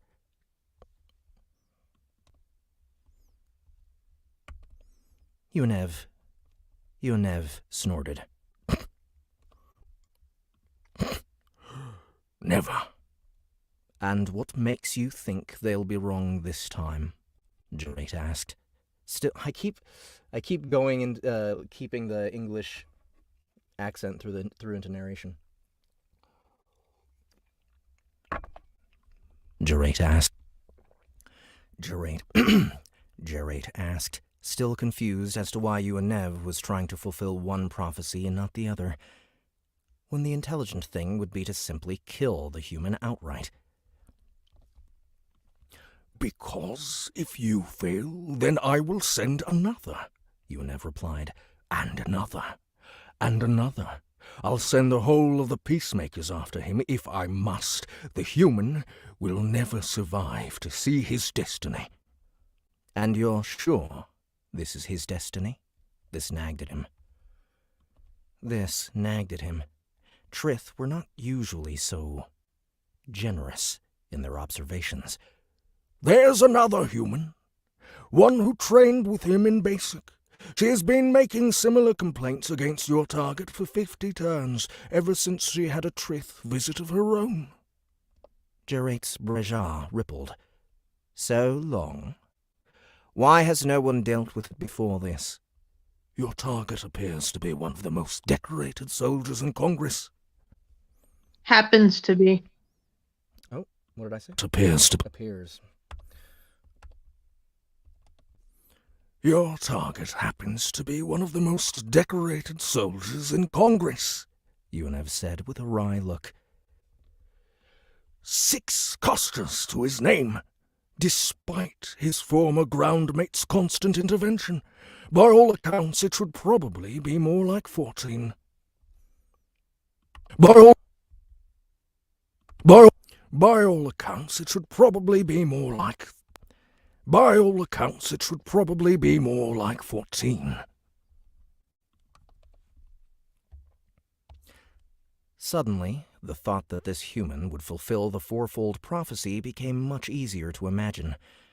Jarate glanced again at the blocky, pinkish face, trying to picture it earning 1 kostja, let alone 6. It was difficult.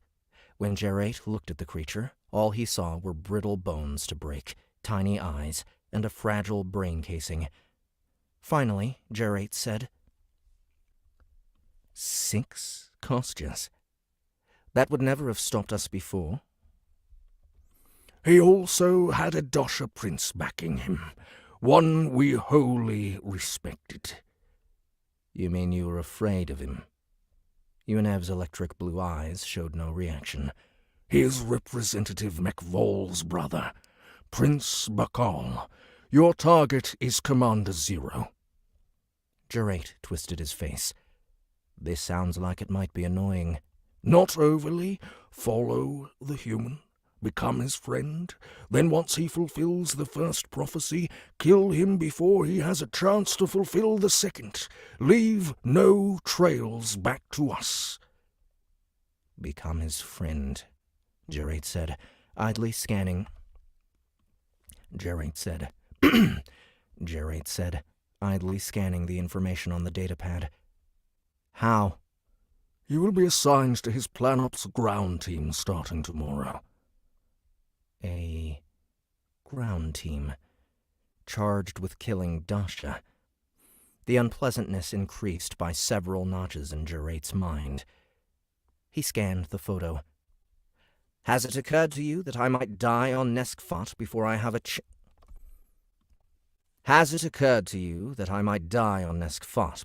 chance to kill him? This might be a self-fulfilling prophecy, Huouyt. You send me into a war that has a horrendous survival rate, and you may not know I'm dead until after the human has switched sides. If you ask me, I should kill him as soon as I see him. No, the Peacemaster commanded. Jurate glanced up. It is the wise thing to do. No. This Dr. Valin is what we've been fearing. He's uniting. He's uniting Vidosha, calling them to the systems surrounding Neskfot from all across Congress. He will carve a hole in our society unless we can stop him. Just because this human is prophesied to kill him doesn't mean that someone else can't do it in the human's stead. Jurate reminded his commander. You will not kill him until... You will not kill him until the Valin takes his last breath. Understood? Jurate returned his attention to the human. That pattern looks as irritating as the Jehul. How long will I be required to hold it? You will not take a human pattern. I won't? He peered back at Yuanev, frowning. No, you're going as a Huouyt. As yourself. Jurate flinched, his breja curling tightly against his body. Is that wise? This human spent time on Elua. Ooh, Eloir?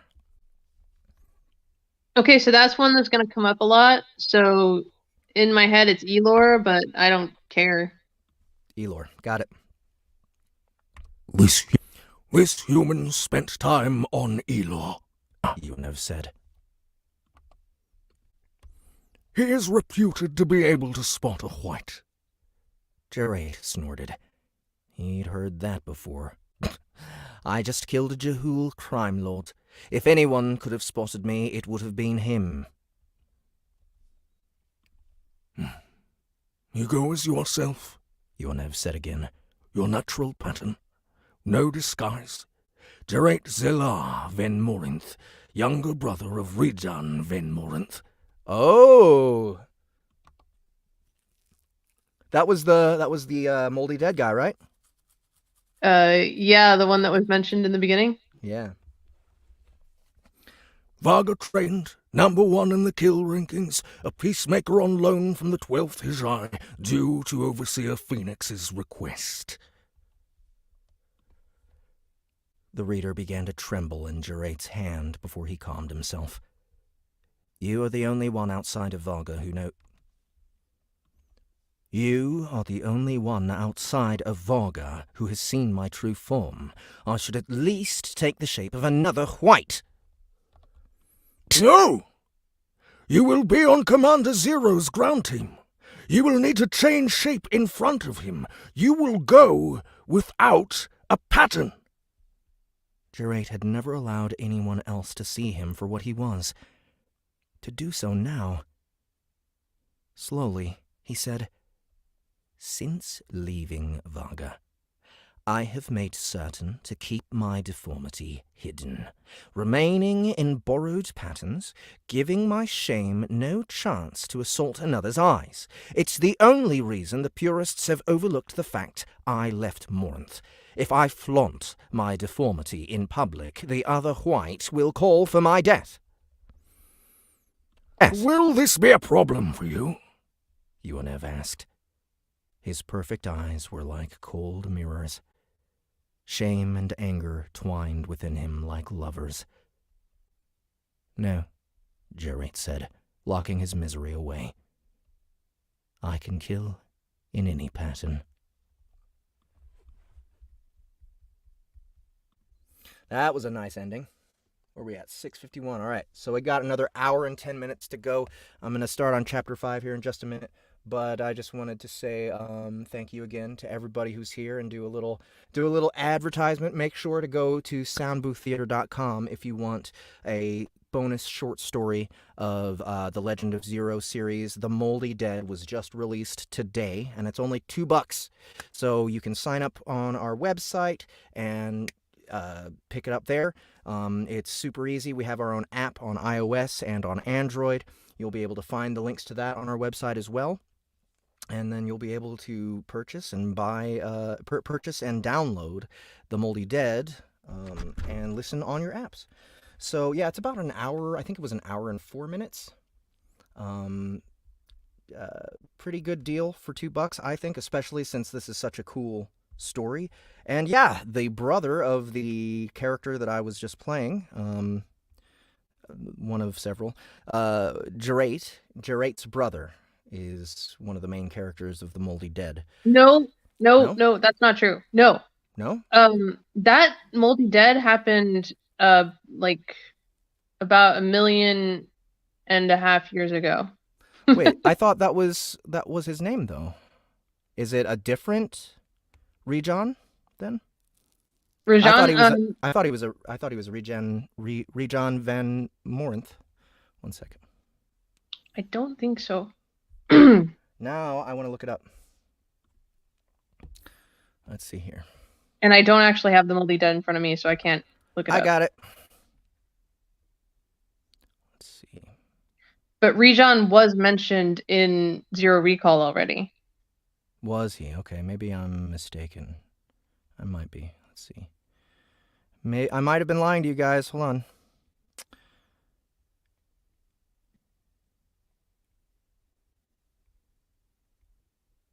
Oh, Bahoy. It was Bahoy, not Rejon. Sorry. Yeah, Rejon was already mentioned in when. Okay, so you're probably making the connection that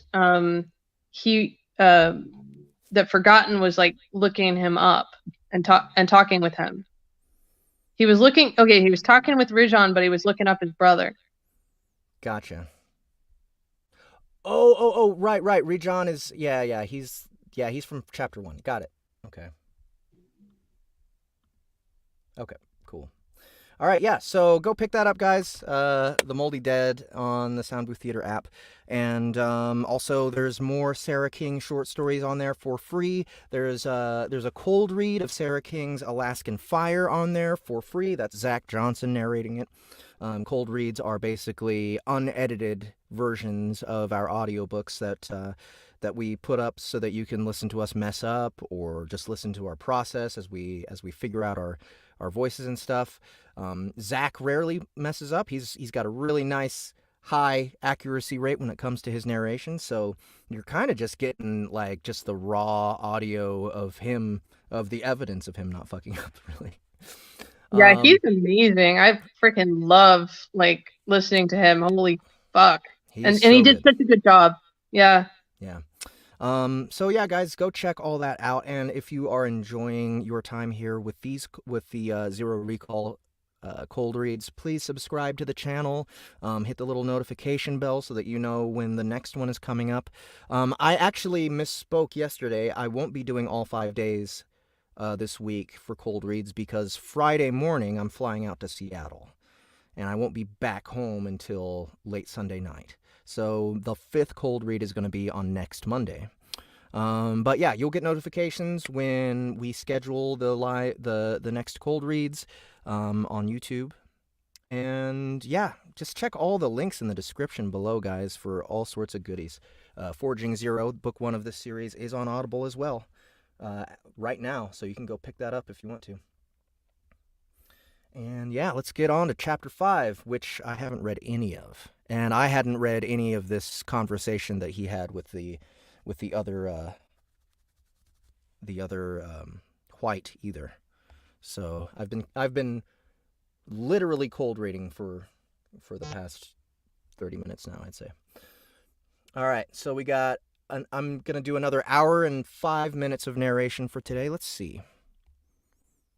How big is this chapter? Ooh. Oh no, just 13 pages. Okay, so I think I'll be able to get through this one before the end of the day.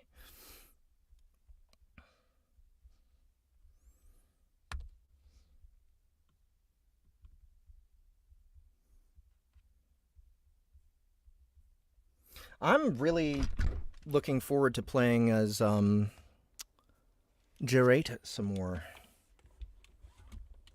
He's a fun character. Yeah.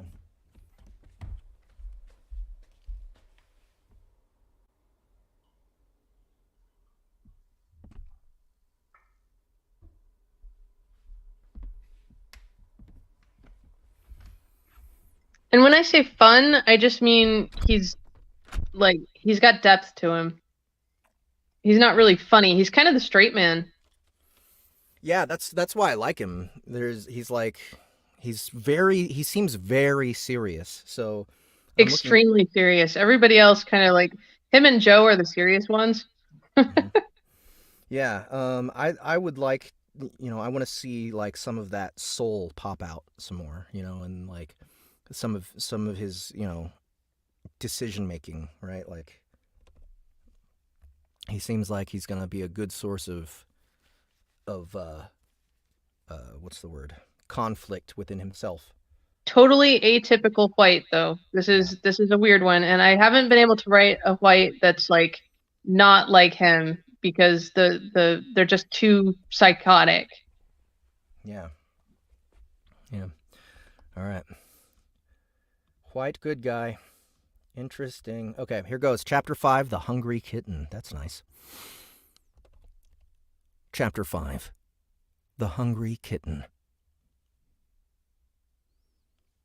Joe listened in silence as the Huouyt Peacemaker described the various headquarters installations he would have to visit to reactivate his enlistment term. He said nothing as they summarized his itinerary and his new command system. The Corps directors were panicking over the Dasha Rebellion, ordering planetary ops to put together teams of their best soldiers, regardless of species, to make up the first wave of the congressional attack. Phoenix wanted Joe in the midst of it. Of course, because everyone going to Neskfat was going to die. Joe listened, but said nothing. The two Huouyt Peacemakers expected him to leave with them at The two Huouyt Peacemakers expected him to leave with them that night, 2 days before he was supposed to meet his... The two Huouyt Peacemakers expected him to leave with them that night, 2 days before he was supposed to meet his brother. The Huouyt seemed to notice Joe's silence for the first time. The huge slitted pupils of its sticky brown eyes dilated to massive black ovals, its leathery face anxious. Commander, is everything all right? Commander, is everything all right? Right? I'd like a couple extra days to take care of my affairs. Right? I'd like a couple extra days to take care of my affairs. Sorry, sir. There was real anguish in the young Huouyt's dark brown face as it twisted its 8 boneless fingers together. Overseer Phoenix gave me orders to ensure you arrive on the staging planet of Jilsit as soon as possible. We've already talked to relocations. We've already talked to relocations for collection and long-term storage of your belongings. We've already talked to relocations for collection and long-term storage of your... We've already talked to relocations for collection and long-term storage of your belongings. They'll take care of the details. Right now, Phoenix wants you to get acquainted with your new ground team. Your battle master and your acting second are waiting for you in the barracks here, and the rest are waiting on Jilsit. You'll only have a few weeks to know. You'll only have a few weeks to get to know each other before they'll be sending in the first wave on Neskfat. So Phoenix wants you to begin as soon as possible. Joe didn't give a damn what Maggie wanted, but he nodded anyway. Understood. Anything else? No, sir. The battlemaster handed him a thin black sheet detailing his orders. Very well, Joe said, reading them. I'll see you again in a couple hours. The Huouyt battlemaster's face wrinkled in a The Huouyt battlemaster's face wrinkled in a relieved alien smile. Yes, sir. He had obviously expected and feared resistance. Sorry to bring bad news, sir. We'll be waiting for you in the shuttle station. Joe nodded and watched them leave. As soon as they were out of sight, his polite facade faded. He glanced down at the orders in his hand, then climbed the stairs to his apartment. He set the note from command on the bed and began packing his meager possessions. When he was finished, he threw the duffel bag over his shoulder and tossed the thin black government sheet into the trash on the way out. He knew it was the final straw Maggie could use to get him permanently thrown in the brig, or executed. But he didn't care. God hates a coward. After 53 turns of wondering, Joe wasn't leaving Earth without seeing his brother. Excuse me.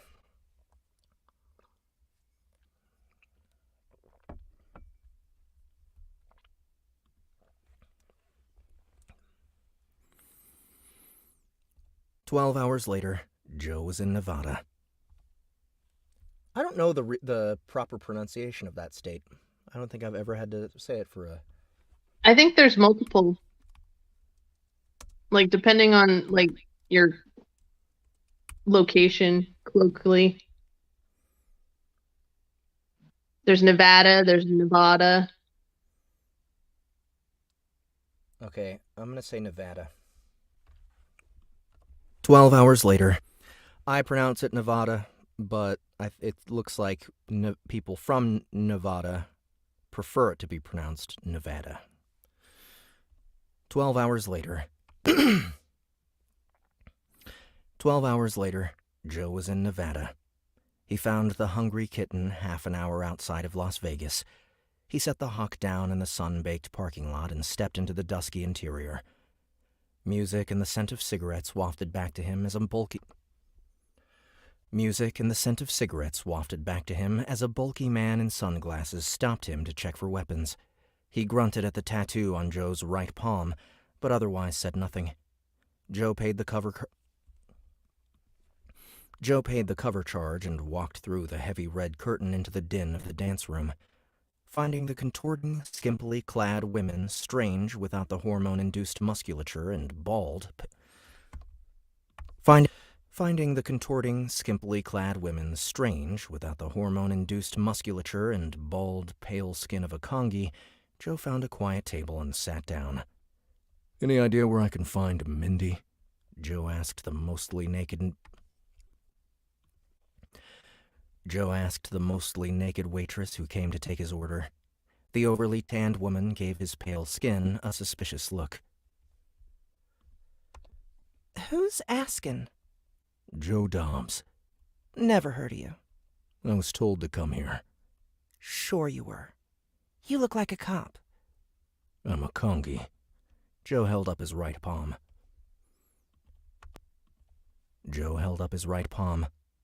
The woman snorted.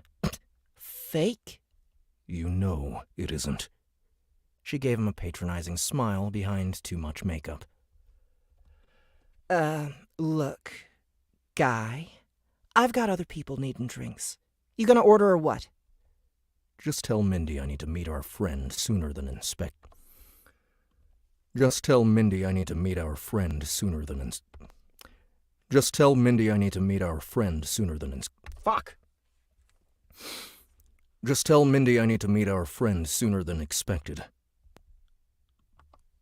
"I don't know no Mindy. You gonna order or what?" Joe hurled the table across the room as he got to his feet. Into the silence following the crash of the table and broken glass, he shouted,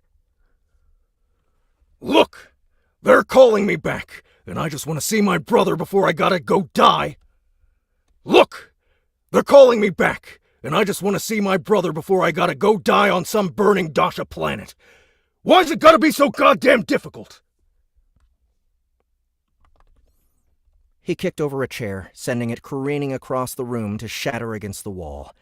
Even after rotations without the Kongi nanos and drugs, Joe was still stronger than most.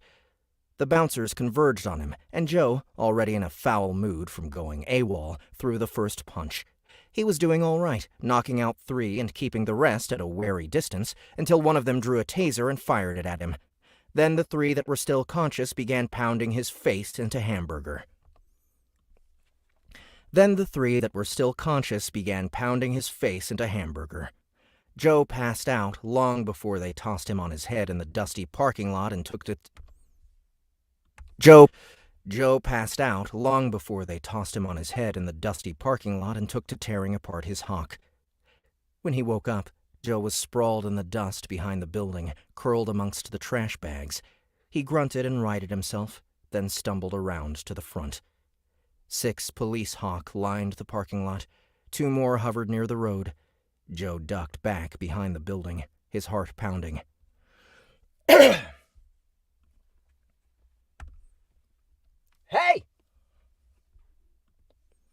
A human voice shouted.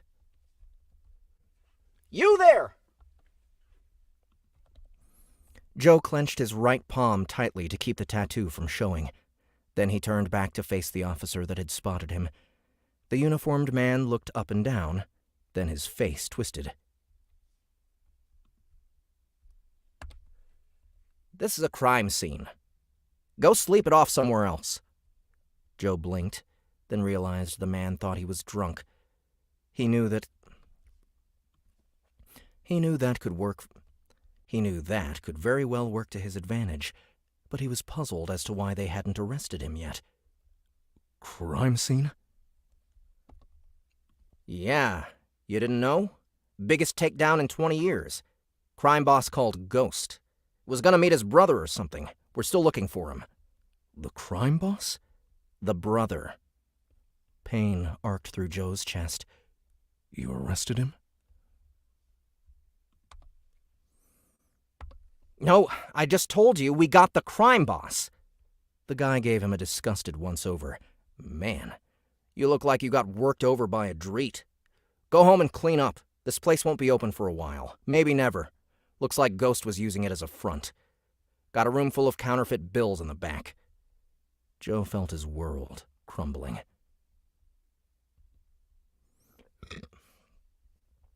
Say, the officer said, you're all banged up, but you still look a lot like... The man made a quick grab for his pocket. Stay right there. Joe watched as the officer fished out a reader from his pants. Son of a bitch, you're the brother, ain't you? The renegade Kongi. Joe saw the officer's eyes widen as he realized the two of them were in the alley alone. The officer was fumbling for his gun when Joe slammed his fist into his solar plexus and followed it with a roundhouse to the temple. The officer went down with no more sound than the thud of his body hitting the ground. Grunting, Joe dragged the man over to the pile of trash and left him buried amongst the fly-covered plastic bags to sleep it off.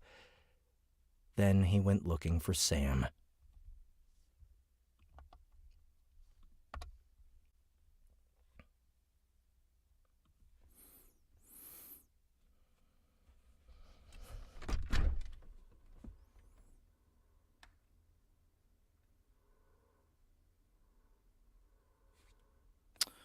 Okay, who is this person? I believe that this is Gerate in a pattern. Okay. And Phoenix is Maggie. Gotcha.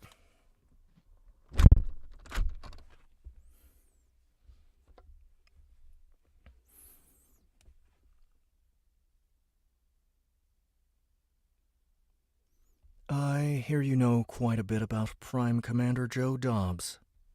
The green-eyed man sat easily upon Phoenix's couch, neither overbearing nor anxious in any way. He had a calm masculinity to him that seemed to dominate the room. That, and he had hair. Curly black waves. He clearly wasn't a grounder. Phoenix hadn't seen anyone so sexually appealing in 30 turns. She had to suppress a little heart flutter, uninvited. Odd. Then she realized what he had said, and her thoughts soured. You want to talk about Zero? Phoenix said, immediately getting a bitter taste in her mouth. Yes, the man said. I hear you know quite... Interesting name, isn't it? The way he moved his hands, the slow grin. She could have sworn he was flirting with her. That brought Phoenix instantly back to her senses. She was wearing her rank of Prime Overseer. No man in his right mind would flirt with her, especially one that had somehow bypassed all the safeties and appeared in her office without warning. A peacemaker, then. "How did you get through the security checks?" she asked coldly. "I see no rank." The man smiled easily, his casual charm almost disarming. "I hear Zero got his name from a traitor. Odd that he kept it even after the Ureki was tried and slain." Phoenix's face twisted. "He's a traitor himself." The man leaned forward, his green eyes intense. "Oh?" Understanding dawning on her. A slow smile spread across Phoenix's face. "So why now?" "Excuse me?" "Why now?" Phoenix repeated, leaning back in her chair. "I've been trying to get the Peacemakers to investigate him for 50 turns. What made you finally decide it was important enough to come speak to me?" The Peacemaker seemed taken aback. "You mean no one has interviewed you before this?" "They have, but never more than a tri-point. You're a what? 6th Hajai? 7th? The man's only response was a smile. "Explain to me why you have lodged 37 complaints against him in the last 50 turns." "I don't see a rank, Mr. "And you won't," the green-eyed man said, flashing a charming grin. "Suffice to say, I'm not a tri-point." Phoenix grinned, despite herself, finding his charisma refreshing. She looked him over, imagining him without the sleek blue civilian clothes. "He's got an even better body than Joe," she realized with a little start. She thought about how much she liked sex, and how damn little of it she'd gotten since accepting Prime Overseer. Then she checked herself. She'd been at this too long. She was beginning to get soft, becoming too complacent, too lonely. Secrets she had learned over the last 53 turns were not good for the soul, nor the digestive tract, especially the kind she carried. "You have access to my previous interviews?" she said, fighting that carnal urge to open up to someone, anyone, after 53 turns in hiding. Let's try that again. She said, fighting that carnal urge to open up to someone, anyone, after 53 turns in hiding. "I want to hear it from you," the man said, "in your own words." Phoenix took a deep breath and trailed her delightfully sensitive fingers across her glistening black congy desk. The man watched her hand, seemingly bemused. Then, with a sigh, Phoenix said, "Back in basic. Kofat. We were visited by a Trith." The man nodded. "Uncommon, but not unheard of?" "This Trith showed me something horrible." She closed her fingers into a fist. "I still can't explain it. I just felt scared." "You were still a child," the Peacemaker said. "It could have affected your judgment." "No! No!" Phoenix snapped, hitting her desk with her fist, that old anger rising again. That betrayal. "No. This is something I will never forget." Ever. She remembered watching her friends die. People she'd sworn to protect. People she believed in. People she would have given her life to save in an instant. Because of Zero. Because he'd gone to the enemy. "Try to explain it," the man said calmly. Then, when she still showed reluctance, he urged, "You can tell me. I want to get this fixed." His friendly smile, his easy demeanor, the husky overtones. Despite her disgust for Zero, Phoenix smiled, deciding the man deserved something interesting for his troubles. The Trith showed me Zero holding a planet in his hand. A purple one, like Kofat. He held it up, like he was showing it to me. Then he crushed it in his palm. I felt all those people die. I heard them screaming. Blood ran from his fist and covered the ground. When I looked down to watch the blood, I realized we were standing on skulls. Skulls and bones and Dasha scales. Then, before I could look away, he plucked another one from the sky and brought it down in his fist. He held it out to me and smiled. Then he crushed that one too. I will never forget those people as they died. It was as if I were in their minds, feeling it happen. I think he's going to destroy Congress.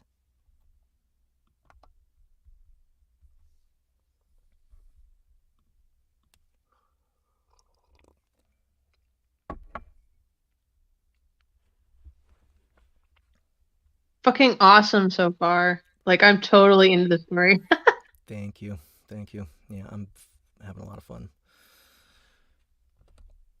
The man's eyes flickered across her face. You did not include this in your report. You did not include this in your report? Of course not. She had to hide a smile. I knew the Ueshi Tri-Point would not believe me. Phoenix. I knew the Ueshi Tri-Point would not believe me. Phoenix leaned across her desk. Somehow, I think you will. The man winked at her, flirting again. Excuse me. Phoenix couldn't help but wonder what dinner with him would be like. It had been a while since she'd been with a man. She fought the irritating emotions that surged forward at that, an unfortunate byproduct of unevolved body chemistry. A problem that, to her chagrin, a good portion of the more advanced species of the universe... A problem that, to her chagrin, a good portion of the more advanced species of the universe did not share. Unable to ignore the sexual appeal of this man, instinctively desiring his big, masculine hands on her body, not for the first time in the last 53 turns, Phoenix found herself wishing she were not human. Steeling herself, putting herself solidly back into her professional facade, she said, So I ask you again, what changed? The green-eyed man stood and gave her a beaming grin. Thank you for your time, ma'am. She felt a pang of loss, despite herself. If nothing else, sex was excellent stress relief. And with the Valine gathering his forces for war, very possibly about to succeed where Nalin had failed, she needed all the relief she could get. Before you go... The man stopped in the doorway and glanced back. Would you like to share dinner with me sometime? I'm sorry? I've got to go interview Commander Zero. What about afterwards? Zero. What about afterwards? She blurted, desperate to get that relief. Damn. So, I think you said Valen wrong. Like, but I how have you been saying it before? Hold on. Like, Where I think is it? Valen? Valen? Did I think just say Valen? Yeah, it was like it was right after the sentence with a pang of loss. Yeah. And with the Valine gathering his forces for war. I don't know. Is that how you've been saying it before? I'm not sure. Now I'm doubting myself. I think you've only had to say it like twice before this. But it's going to be used, I don't know, probably like another 20 times. Chapter 4.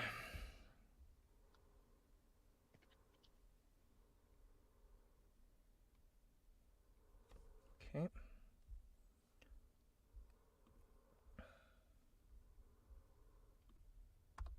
What do you want me to do? Oops. What kind of tip? Who do you want to... Here it is. Truth kind. What kind of tip? The truth kind. Gerate stiffened as 1,000 different thoughts hurled through his head at once. The Trith were allied against Congress.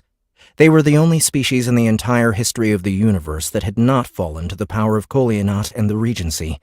They managed to do this because, as a species, they could see every moment of every future incident from, Huouyt said. The Peacemaster was in natural pattern, despite the inconvenience that a Huouyt's 3 naturally aquatic, boneless legs afforded him. Gerate watched as Huouyt ran up. Even with his perfect eyes, Huouyt... Gerate leaned forward, interested. There was more. Otherwise, you would give it... Oh, there it is. Before we even knew that Dasha Valen existed. Valen. Got it. Thank you. No problem. Desperate to get... Portion of the more advanced species of the universe did not share. Unable to ignore the sexual appeal of this man, instinctively desiring his big, masculine hands on her body, and with the Valen gathering his forces for war, very possibly about to succeed where Nalin had failed, she needed all the relief she could get.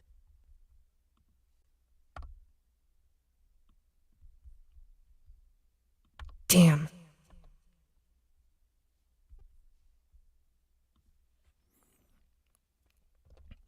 She thought immediately.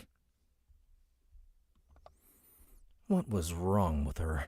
It was almost like her hormones were cutting off her brain.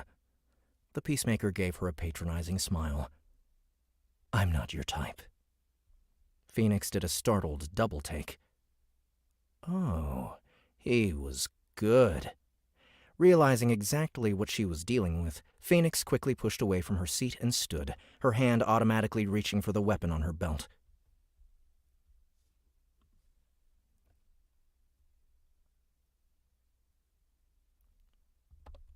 Careful, the Huouyt said calmly. If I'd wanted to kill you, you would be dead. I'm interested in 0, nothing more. Merciful dead, Phoenix thought. That's another Vagan. Phoenix had wondered when Huouyt would take interest enough to send a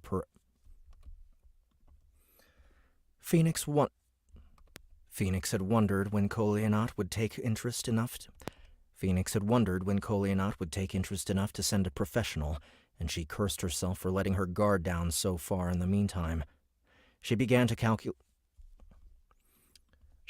calculating which assassin it could be as she watched him much too casually pick up a human carving from an end table beside her door, following the nervous tics, the body language.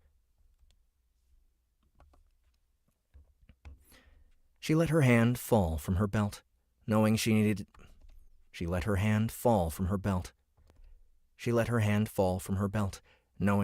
to keep him in the room for a few more ticks to make an accurate ID. With as much indignance as she could muster, she said, "You were using hormones, weren't you?" Her visitor cocked his head, seemingly bemused she had caught it. "It is nothing new. Your species releases such scent chemicals all the time." The Peacemaker put down her statuette, which she would incinerate later. The charming smile had vanished as quickly as it had come, leaving an unnatural void in its wake. "As I said, thank you for your time." She scanned his face. "You're going to kill him?" She wasn't sure how she felt about that. The Peacemaker turned slightly to look at her. 0 is a congressional hero. "You're going to kill him." There was something about this assassin's mannerisms that she knew, something she had seen before. But where? The assassin smiled. "I'm going to be his ground mate." Phoenix gasped. And this time she didn't have to fake it. You're the one they sent me? Then she sputtered, anger and outrage hitting her at his audacity. Then she sputtered, anger and outrage hitting her at his audacity. You're under my command and you drugged me? That, just ticks ago, she had wanted nothing more than... That, just ticks ago, she had wanted nothing more... That, just ticks ago, she had wanted nothing more than to take this Ferg home with her, and the fact that he knew it was almost humiliating enough for her to draw her weapon and kill him anyway. "I am a peacemaker," the Huouyt said, his borrowed green eyes suddenly seeming alien and horrible even as his drugs continued to trigger her base human instincts. "Even in this human's ground team, I will never be under the... Even in this human's ground team, I will never be under his command." He gave her a wry smile. "Or yours." The over-cocky Ferg. Phoenix felt a rush of satisfaction at her visitor's lack of observational skills, despite herself. Fighting inner disdain, Phoenix snorted. Then you don't know Joe. The Peacemaker eyed her. "Enlighten me." Enlighten yourself if you can find him. Joe's been missing for 2 weeks. We found his wrecked Hawk in Nevada, and there's an investigation as to whether or not a few bouncers killed him that night. But I personally think he went AWOL. There was a government takedown staged for Joe's younger brother the next day. A big crime boss who's been causing the planet a lot of problems. He was going to meet Joe at the bar. They caught the brother, but Joe went missing. "Zero's brother is a crime boss?" the Peacemaker asked, leaning his big body thoughtfully against the door. Phoenix couldn't help but notice the sexy muscles of his arms where he crossed them over his chest. Merciful dead! She had to shake herself and concentrate on stillness to resist the urge to cross the room and mash her body against his like a common whore. Let's try that again.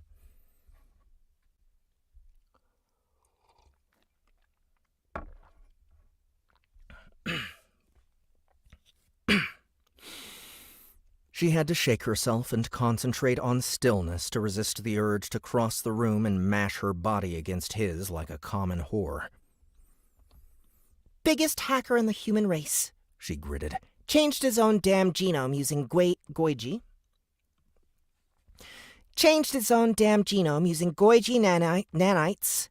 Changed his own damn genome using Goiji nanites and information from classified congressional genetics experiments. The Peacemaker gave her a long, flat look. Interesting. It's something in the blood, Phoenix said sweetly. As far as I'm aware, the Peacemaker said slowly. As far as I'm aware, the Peacemaker...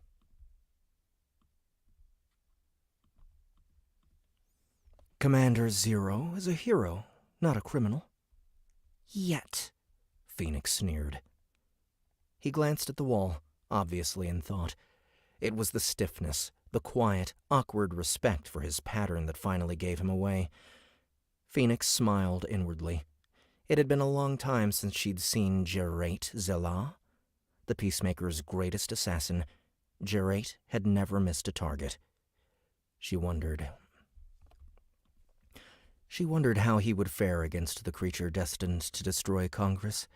The epitome of Vagan training faced off against the prophecies of the Trith. This should be interesting. His brother's people could have thought Commander Zero was involved in the sting. I don't know. I want to go back and make him stay. Zero's brother is white. Interesting. As far as I'm aware, the Peacemaker said slowly. Commander Zero is a hero, not a criminal. Yet. His brother's people could have thought Commander Zero was involved in the sting. His brother's people could have thought Commander Zero was involved in the sting, Jarate told her. Yeah. Jarate told her.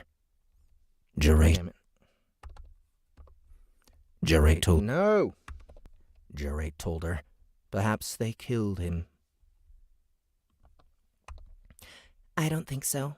One of the officers disappeared for a day. They found him later under a pile of trash. Couldn't remember how he got there, but had a huge bruise across the side of his face. Someone cracked him pretty good. Plan ops good. Bastard was lucky to be alive. The Huouyt cocked his head at her and flashed her another sexy smile. Perhaps you could give me the location. Perhaps you could give me the location of that bar. Oh, wait, he's trying to seduce again. Let's bring him back to human now. Perhaps you could give me the location of that bar.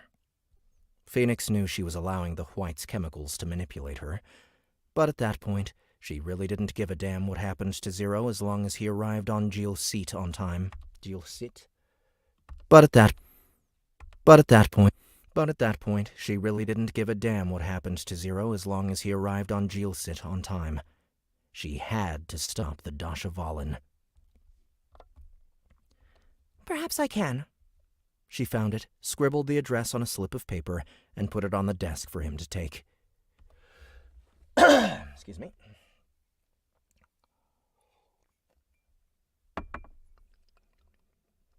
Put it on the desk for him, and put it on the desk for him to take. She found it.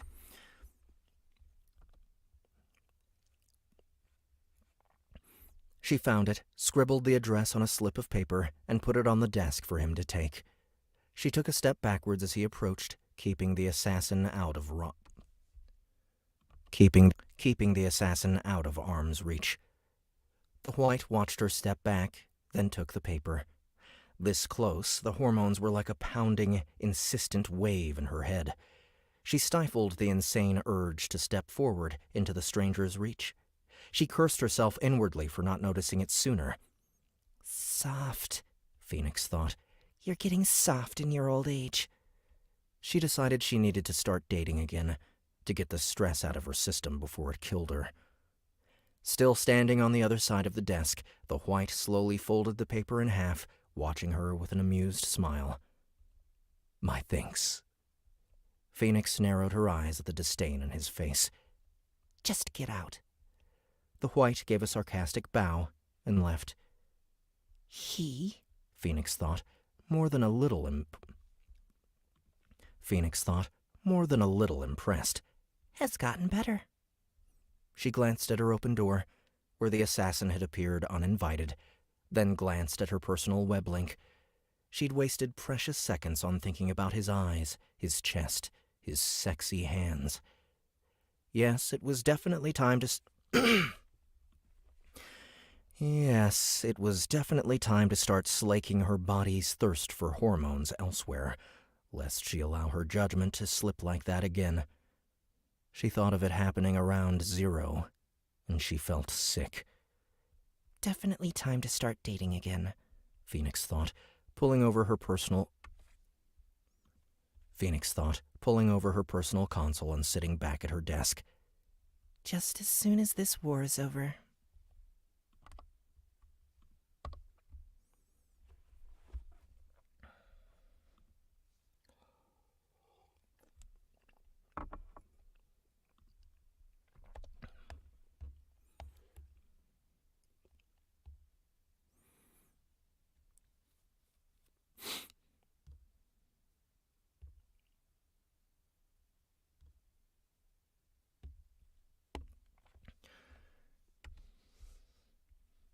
Joe found out very quickly that he was not going to free Sam.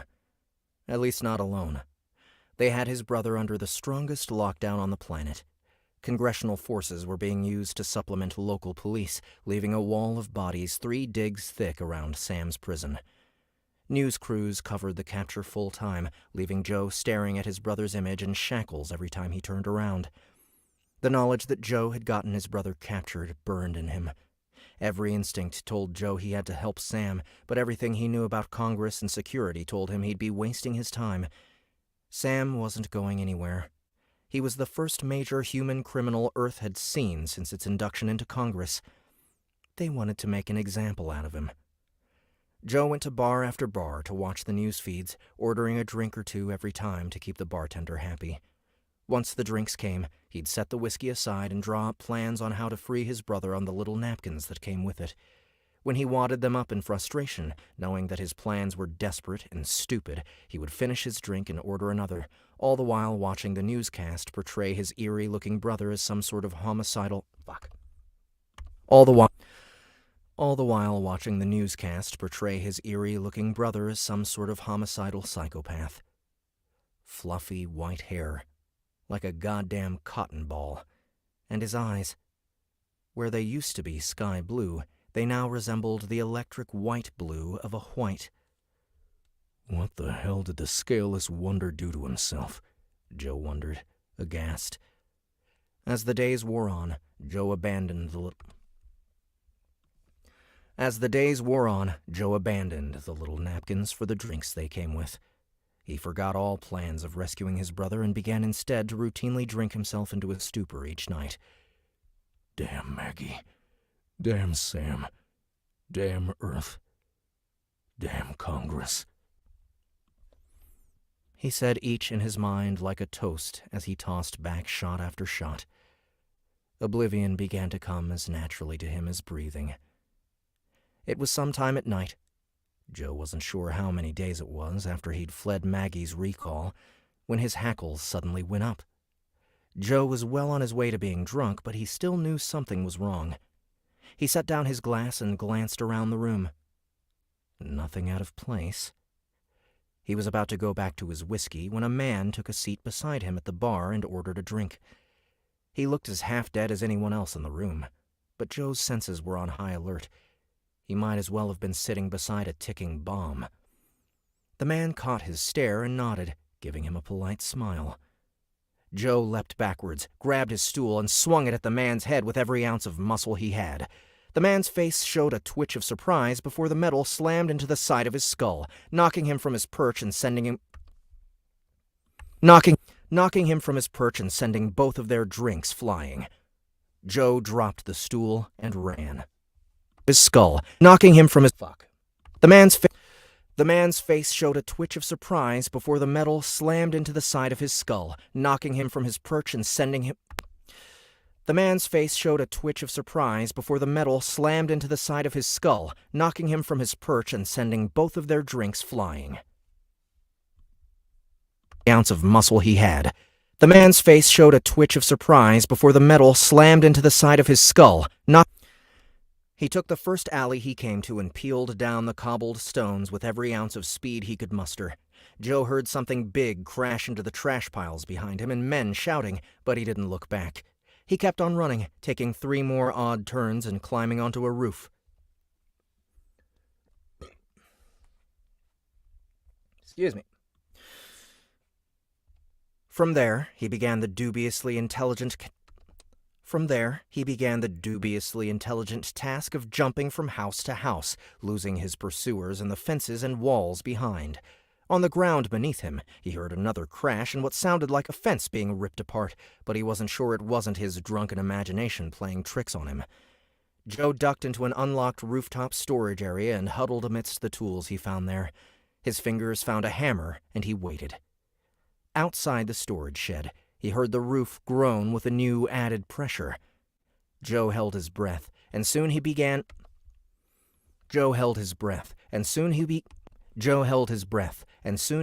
to make out the sound of something being dragged across the rooftop where he had just been.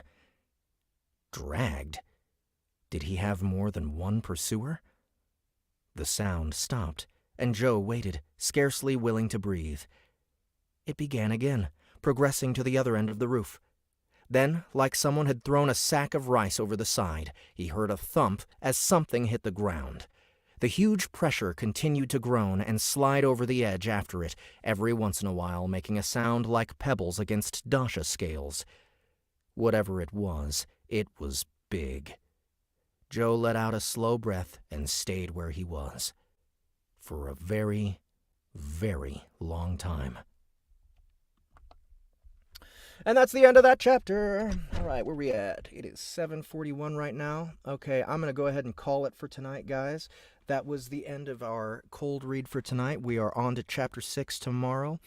I want to thank you guys again for coming and hanging out with me while I narrated this. Sarah, before we go, you got anything else to say? Just that was awesome. All right, cool. Is it same time tomorrow? Same time tomorrow, yes. Okay. So I hope all of you had a good time, and I hope you will be back tomorrow. Remember, on soundbooththeater.com, you can get the short story called The Moldy Dead, which is within this very series. It is about an hour long. It's only $1.99, so it's quite an easy little thing to pick up if you guys want to. Also, there's plenty of free stuff on there, also by Sara King. There's plenty of content from all sorts of people on our platform, and a lot of it is free. So go check it out, soundbooththeater.com. You can pick up our apps on iOS and Android. And yeah, that's about it. Subscribe to the channel if you guys want to be kept up to date. If you guys want to get notifications when I'm about ready to go live tomorrow. And that's about it. You guys have a fantastic night, and I'm looking forward to seeing you tomorrow.